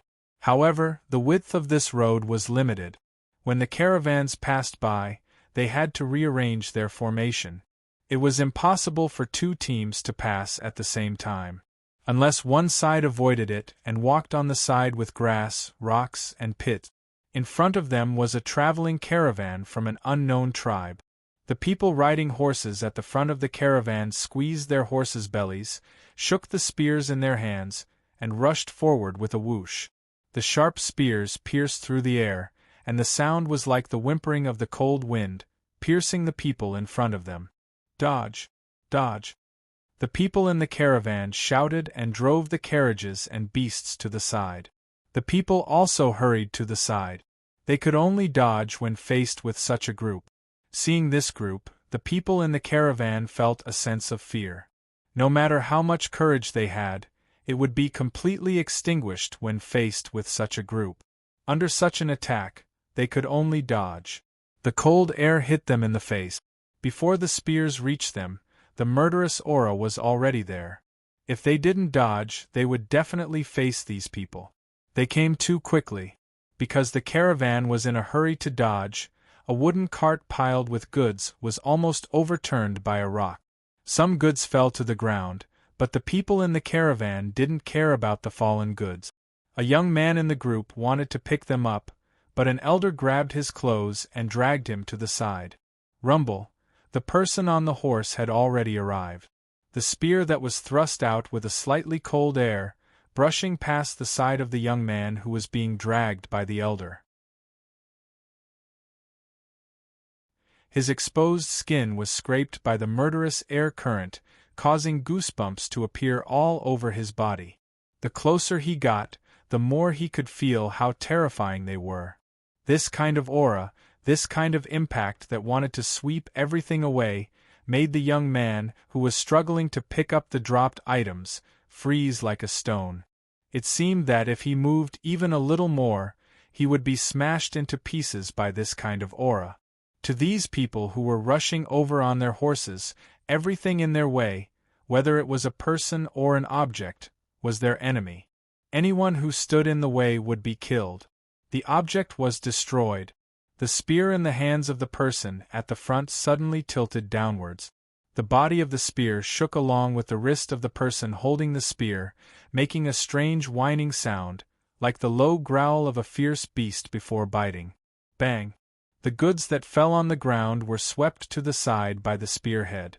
Because the spearhead was swung with too much force, it even had a tearing and destructive power. The linen cloth wrapped around the goods made a tearing sound, and the goods also scattered in the air, breaking into pieces of linen cloth and then drifting down. However, the people who were hiding at the side didn't dare to make a sound at this time. They didn't dare to check how many of the dropped goods were still in good condition, because once they got close, they would be mercilessly stabbed there. With that kind of aura and force, if a person bumped into it where the spear head stabbed, it would be broken. It was unknown whether they could even save their lives. After the horse riders rushed over, the ground was still trembling slightly, and the dust on the dirt road was raised high. The group behind didn't immediately come over, but stopped for a while, waiting for the smoke and dust to be blown away by the wind before the group leisurely passed by. During this period of time before the group arrived, the people who were hiding at the side didn't dare to set foot on this road, so they could only wait. When this group of people all passed by, they could then walk on the road. Otherwise, the scene just now would repeat itself. Didn't they see that the people who rushed over all stopped and stared at them? One of the people on the horse even held a spear and made a poking gesture at them, meaning to move away. If they dared to step on it, they would die. This was strength. If they were weaker than others, they could only stand aside. When the group of people with the shining armor and several giant beasts obediently pulled the carts away, the caravan at the side of the road trembled on the road. Those people just now, who were they? Someone in the caravan asked. Didn't you see the words on the flag? An elder said, those people should be from the royal city. Those nobles? With their formation, what are they going to do? This kind of group could destroy a city, which unlucky tribe provoked them. In the past, it was rare to see this group of nobles being serious. Who knows? The caravan once again set off, but the scene just now became a topic of discussion. Along the way, they discussed who those people were going to deal with. If they passed by a city, they would have to ask. On the other side, in the group that had just passed by, there were several carts pulled by giant beasts. The carriages were covered with patterned silk cloth. One of the carriages was pulled by a huge white, multi-horned rhinoceros-like beast. There were a few people in luxurious clothing sitting on a cushion in the middle. There was a young man sitting on the cushion, but the long hair hanging down from his temples was already silver-white. At this time, the young man had a square wooden plate in front of him. On the plate were some diagrams that intersected with each other. 7 smooth white jade stones were placed on the plate, each of them glowing with a glossy light. Izong, what did the divination say? A young girl wearing exquisite leather armor couldn't help but ask. The man sitting on the cushion looked away from the plate and raised his hand to point in a direction. Over there, the Yanjiao people are still in the forest. They haven't stopped. What are the Yanjiao people doing? The girl in leather armor sat down dejectedly and looked in the direction Izong was pointing. Izong's divination skills were among the best in the Yi family. No one doubted his result. Could it be that they were scared by us? They were so scared that they moved. Maybe they're looking for a new place to settle down. But those tribesmen like to hide in the forest, another young man in the carriage said. Thinking of the complicated terrain and dense forest, as well as the possibility of encountering all kinds of poisonous insects, ferocious beasts, and even king beasts, they weren't stupid enough to kill their way into the forest. That was why they leaked the information from Izong's divination to other people who were interested. As long as the Yanjiao people dared to come out of the forest, they could directly kill them. It was best to let those people force the Yanjiao people to a remote place first. After the others had exhausted the Yanjiao forces, they could carry out the final cleanup. Fire crystals? Salt? Given the character of the Yanjiao people, they wouldn't give them away so easily. They would definitely keep them in their hands. At most, a small part of them would be taken away by those who chased after them first. Even if all the fire crystals and salt were taken away by those who chased after them first, they would only feel a little regret. After all, their main target this time was only the Yanjiao people. These people wanted to use the Yanjiao matter to gain merit. Since the fire seed disappeared, the cohesiveness of the tribes gradually weakened. There were scattered people. These people came from different tribes, and because of their interests or hobbies, they gathered together to form new forces. Among these forces, there were many who specialized in robbery or assassination. For example, the Green Peak, who were famous for robbing, or the Night Clan, who were famous for taking bribes to assassinate. Once these forces were attracted by a huge profit, they would become hungry wolves that smelled blood. They would pounce on the scent. "Are the Yanjiao people really that scary?" someone asked. "I know that. When that Yanjiao person sent the head of the Liu family flying with one blow, I was sitting in the tower at the city gate. At that time," the young man rattled on and on about what had happened. "I heard that our ancestors had wanted to destroy the Yanjiao people for a long time. But the Yanjiao people were always hiding in the forest. Gradually we forgot about this tribe. Only every time the Yanjiao people cause trouble, we remember. I heard that the Yanjiao people can control beast kings? Is that true?" the girl in leather armor asked curiously. "You believe that? Why not? Isn't that what everyone says?" "No, I have to call the head of the fox tribe over and ask him." The girl with the wallet pulled the curtain aside and gave some instructions to the people outside. Not long after, the chief of the fox tribe was brought over from the carriage behind. Once in the car, the head of the fox tribe felt uncomfortable. He used to be the head of the tribe, the boss. But now that he had come to the royal city, he felt inferior to these young people. After all, they were the best of the 6 noble families in the royal city. "Greetings, young masters," the head of the fox tribe said, suppressing his discomfort. "You're the head of the fox tribe? I heard that you were slaughtered by the Yanjiao people?" the girl in leather armor asked. Veins popped on the head of the fox tribe. What did she mean by slaughtered by the Yanjiao people? Weren't the people who had been brought into the royal city human? Also, what was with that tone of disdain?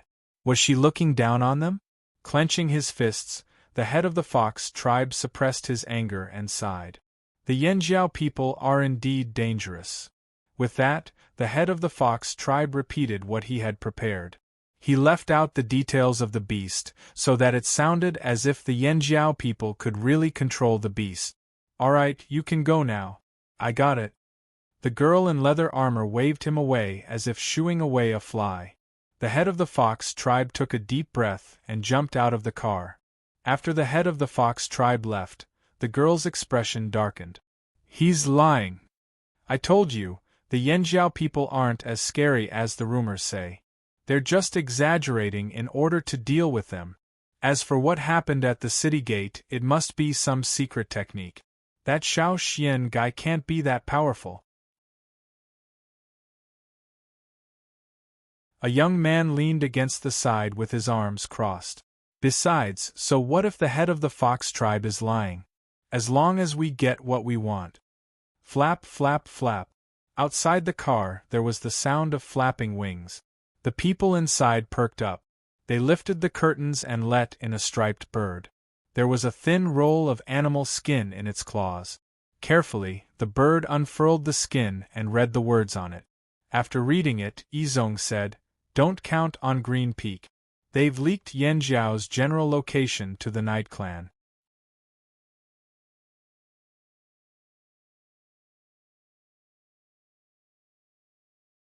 Chapter 484. What's going on? Green Peak should have caught up with the Yanjiao by now. Aren't they supposed to be the fastest at tracking? Asked the girl in leather armor. Green Peak decided to postpone their pursuit, said Yizong. That was what the letter said.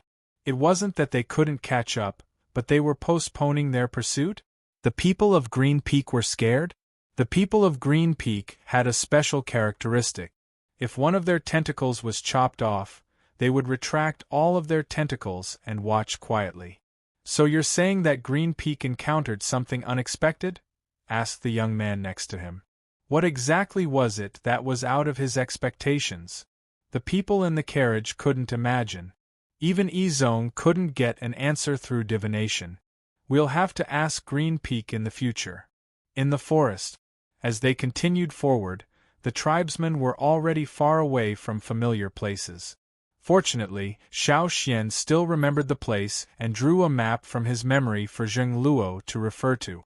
If there wasn't anything special in this area, the tribesmen wouldn't come here. When Xiao Xian first met the Taiha people here, it was because they were chasing the long-clawed monkey. The journey that took Xiao Xian 2 days back then took the tribe almost 7 days to move. Fortunately, they got used to the rhythm of the journey and sped up a lot. "We're almost at that mountain. Remember to prepare water, it'll get drier later," reminded Xiao Xian. After that, Xiao Xian sat on the side and took out a straw rope to perform divination. These days, he would perform divination every day. After all, he had so many people with him, and it was related to the entire tribe. He couldn't be careless. Even if he didn't get anything, he would still try. In the past, continuous divination would cause him to feel exhausted due to exhaustion. However, it was unknown whether it was because he had trained to control the power of the bone ornaments or some other reason, but now, divination was much easier. However, many things could not be predicted by divination. The tribesmen were already used to Xiao Xian doing this every day. In fact, every time Xiao Xian took out the rope, Zheng Luo and Duokong would gather around and wait. After Xiao Xian finished tying the knot, Zheng Luo asked, "What did you get this time?" "We have to be careful tonight," Xiao Xian said. Zheng Luo's expression changed. "Someone's coming tonight?" In the past few days, they had also encountered other people. If it wasn't for Xiao Xian's frequent traps, they would have encountered even more people. However, there were very few pursuers that appeared at night. Zheng Luo got up and paced back and forth. "Let's find a place to settle the tribesmen first. Don't be too busy when the time comes." The dark environment at night was very restrictive for the Yanjiao people. Plus, if a fight broke out, others might get hurt. "Why don't we speed up? We'll definitely reach that mountain before nightfall. I remember there's a place to hide there," Xiao Xian suggested. There weren't many mountains around and they were very short. There was no place to hide. "Okay, that's it." The team got up and set off again. Along the way, Xiao Xian discussed countermeasures with Zheng Luo and the others. In the evening, the team reached the mountain. It was like a dividing line. On one side of the mountain, there were many moist rivers. On the other side, it was much drier. There were no caves on the mountain, but there were a few narrow crevices for the elderly, children, and women who hadn't awakened their totemic powers. These people who didn't have much fighting power could hide in there to prevent sneak attacks. The sun gradually disappeared and the sky darkened. Zheng Luo and the others stood on the mountain and looked down at the forest below. "They should be here soon. Have you distributed the things? Everyone knows what to do, right?" Xiao Xian asked the people standing behind him. "Yes," the soldiers replied.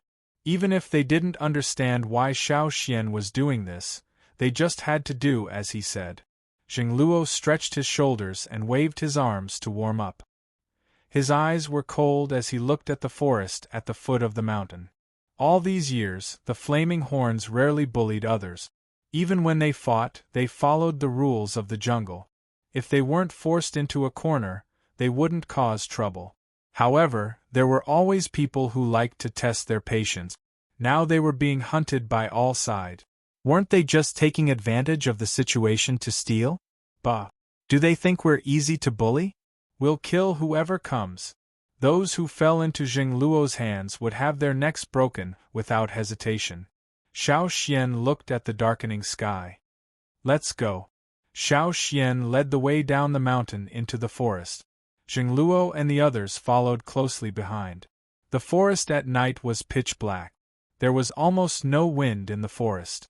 It was so quiet that only the sounds of insects and strange birds could be heard. But soon, spots of light lit up in the forest. Some insects were attracted by the light and flew over. Xiao Xian leaned against a tree and tossed a glowing crystal into the air. Suddenly, Xiao Xian's action of throwing the crystal stopped, and he looked at the forest not far away. "Since you're here, don't hide." He threw the glowing crystal in his hand, drawing a bright line in the air. Whoosh!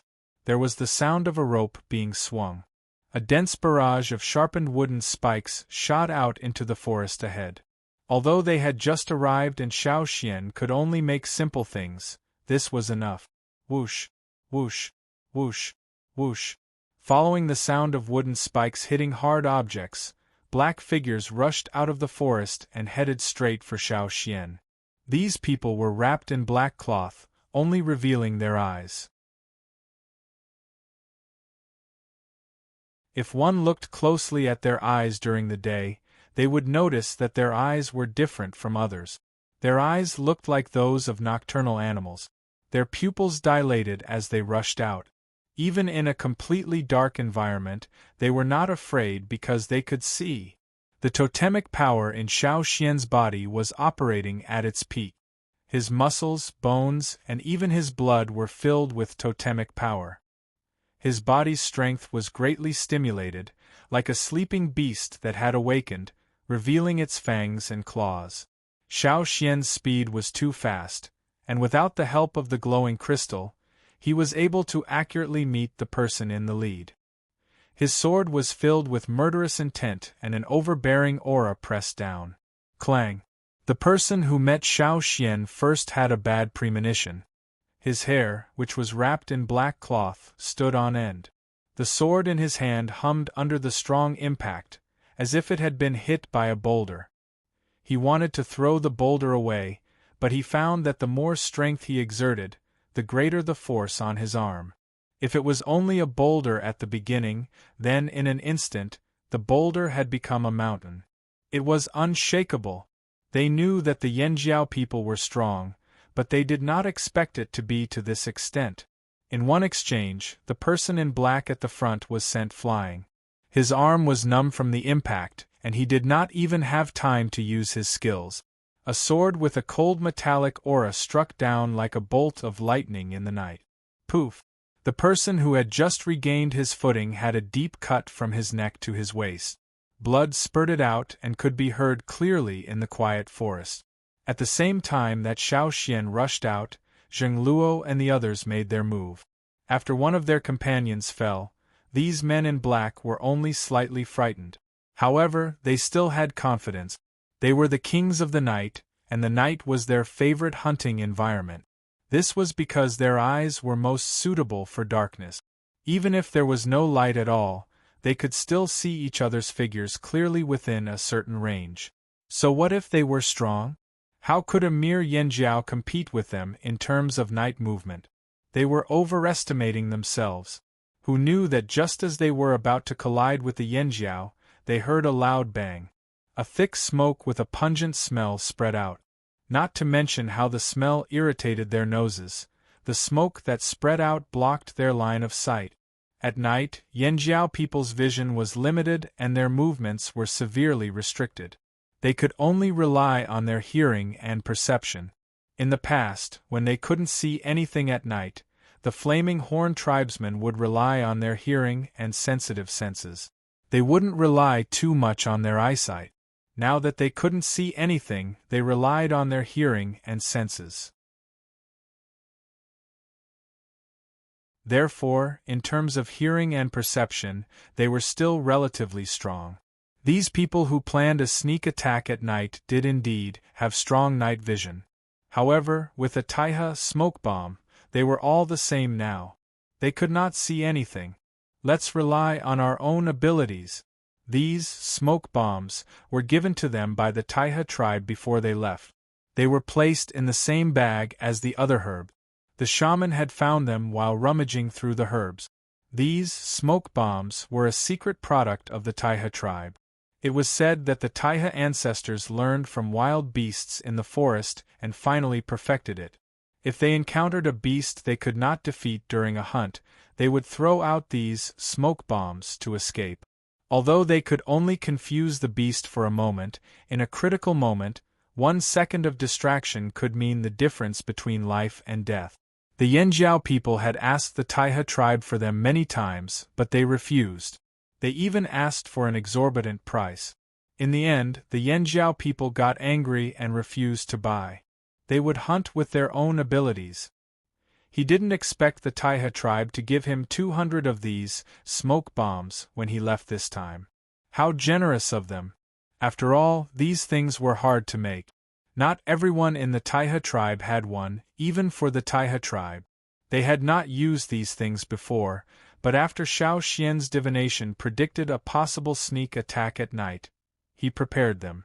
Since the enemy chose to attack at night, it was very likely that they relied on their unique night vision. Xiao Xian had heard from the black bears in the royal city that there was a group of people who specialized in sneak attacks at night. They were called the Night Clan. After facing these people directly, Xiao Xian confirmed their identities. Taking a step back, even if they weren't from the Night Clan, and even if the smoke couldn't block the other party's line of sight, it would definitely have a disruptive effect. The smell would even stick to their bodies. As long as they didn't wash it, it would stay for a long time. Everyone could rely on their sense of smell to determine the other party's location.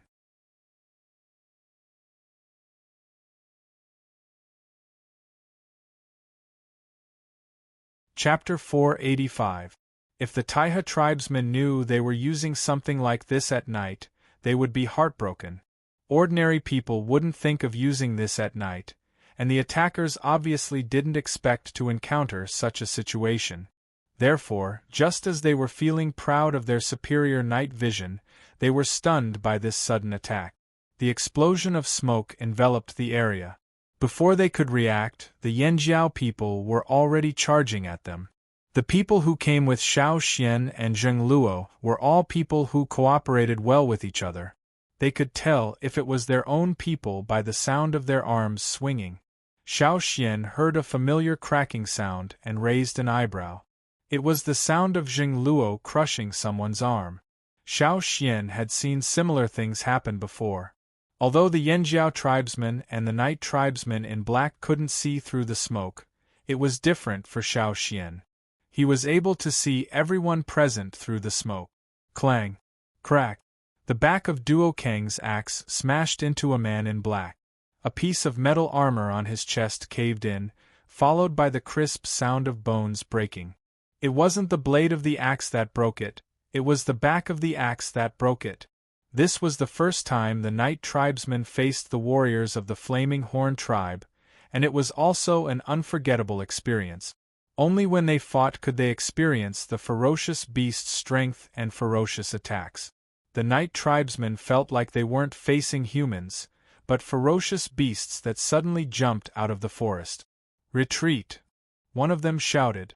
In terms of strength, they were no match for these Yanjiao tribesmen. Moreover, under such brute force, many of their techniques would be delayed for a moment because they needed time to recover from the numbness in their muscles. What's more, the smoke also obstructed their vision. Their advantage was their night vision, not fighting blindly with these barbarians here. Even worse, under the same blind situation, these Yanjiao barbarians reacted faster than them. He could only retreat for now. They retreated, but not directly.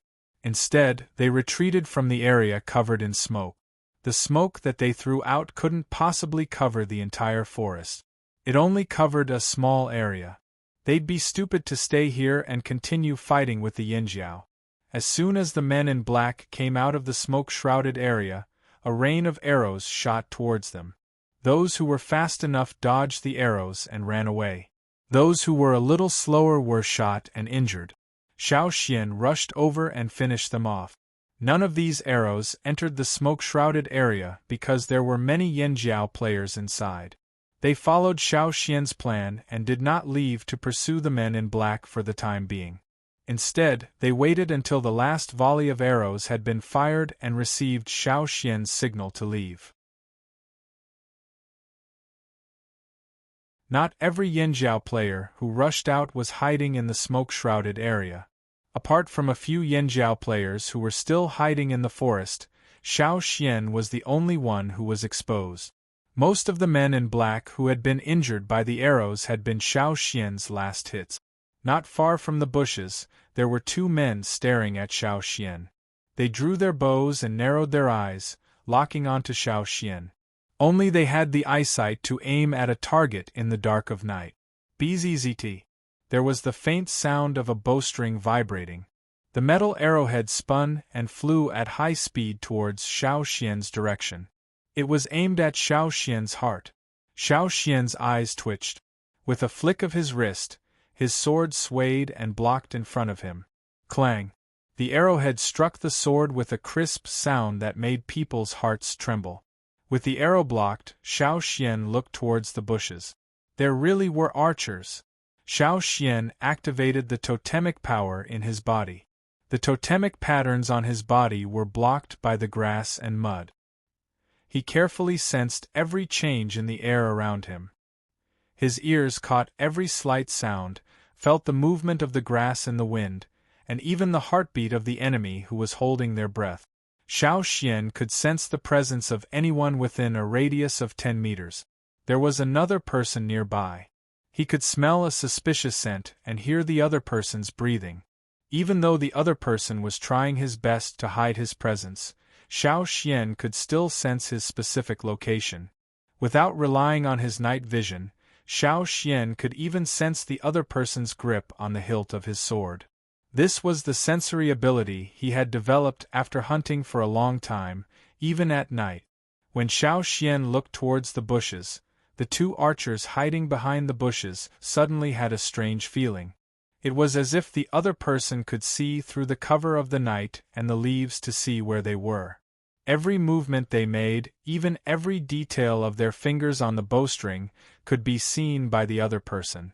Under this strange feeling, the two archers looked at each other. What should we do? Move to another place? One of the archers signaled silently with his eyes. The other archer looked towards Xiao Xian. Coincidentally, Xiao Xian was walking towards them. The strange feeling in his heart grew even stronger. Under this strange feeling, the person drew an arrow and shot it. His movements were smooth and fluid.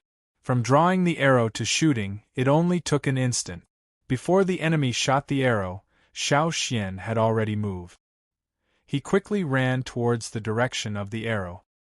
His body was like a swift leopard as he rushed straight over. Then, he suddenly bent his knees and bounced up. His feet left the ground, and when his body leaped up, the sword in the air collided with the arrow that was shot towards him. Clang! The arrow was shaken off. Xiao Xian hooked onto a branch and nimbly flipped over. Before landing, his other hand caught the arrow that was shaken off, hit the branch and bounced back, and threw it out. There was a muffled groan. One of the two archers hiding behind the bushes was pierced by the arrow. Blood flowed out from where the arrow had pierced through. The injured man wanted to stand up and run away, but as soon as he moved, he felt a sharp pain in his body. He looked down at his chest and saw that there was an animal bone armor protecting his heart. The arrow did not penetrate this animal bone armor. To be precise, the arrow did not touch this animal bone armor. Instead, it grazed the edge of the armor. If it had been slightly off course, it would have hit the armor. Coincidence? Or the injured archer's eyes were filled with confusion and surprise. Despair rose in his heart. At the same time, a thought appeared in his mind. He was so shocked that large drops of sweat appeared on his forehead. His body could not support itself. He fell to the ground and groaned in pain. The arrows they shot were smeared with poison. As long as one was injured by the arrowhead, the poison would quickly spread through the body. But when they smeared the poison on their arrows, they did not expect that the arrows they shot would be used on their own people. The archer in black looked in Xiao Xian's direction again. He saw Xiao Xian's figure getting closer and closer. His whole body trembled violently. It was not clear whether it was because of the pain or because of the shock of his guess. Before he lost consciousness, he roared. "He can see us!" The other archer wanted to run, but Xiao Xian's sword had already come down. The people hiding in other places were shocked. They had all heard the roars of their own people. "He can see us? How is that possible? Aren't they Yanjiao people?" They had never heard of Yanjiao people being able to see at night. If that was really the case, then it was beyond their expectations. How is that possible? How is that possible? The archer hiding behind a tree not far from Xiao Xian felt his heart beat wildly. If the other party could see at night, then what advantage would they have? Just as he was about to run, he suddenly heard a rustling sound behind him. It sounded like the wind blowing through tree branches. His heart trembled. He turned around and slashed. Clang! Xiao Xian held the sword in his hand. The air around the blade was mixed with the smell of blood. It pressed down from above like the claws of a giant beast, mercilessly stomping down. The archer who took the blow felt pain worse than if he had been chopped by a knife or an axe. His bones felt like they were about to fall apart, and his legs almost gave way.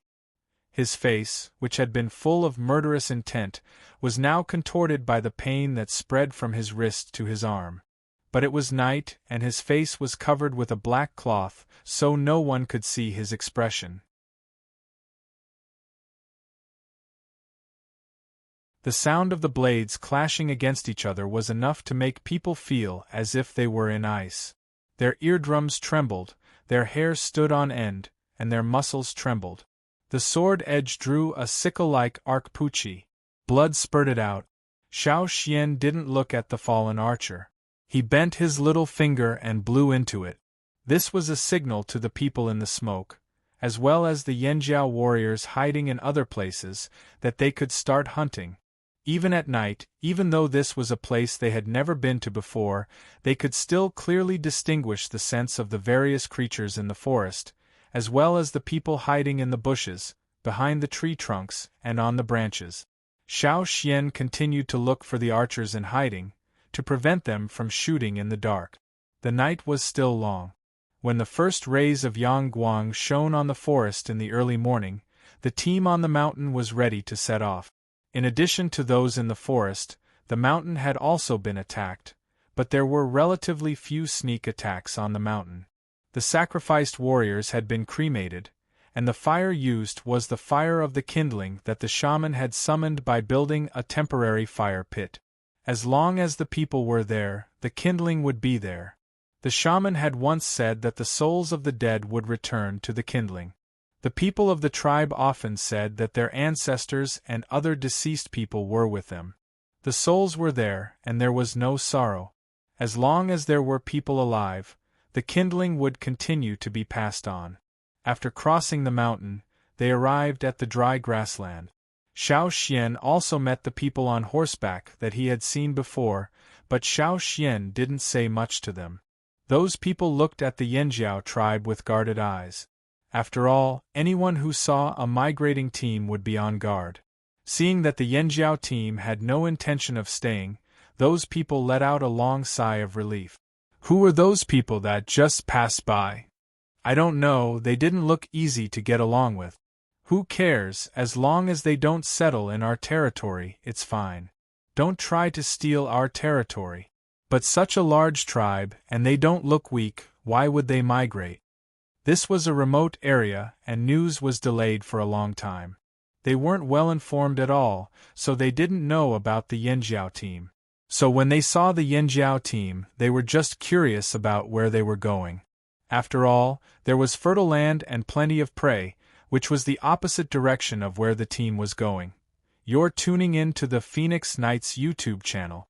Don't forget to subscribe and join us on this journey to catch the most captivating stories.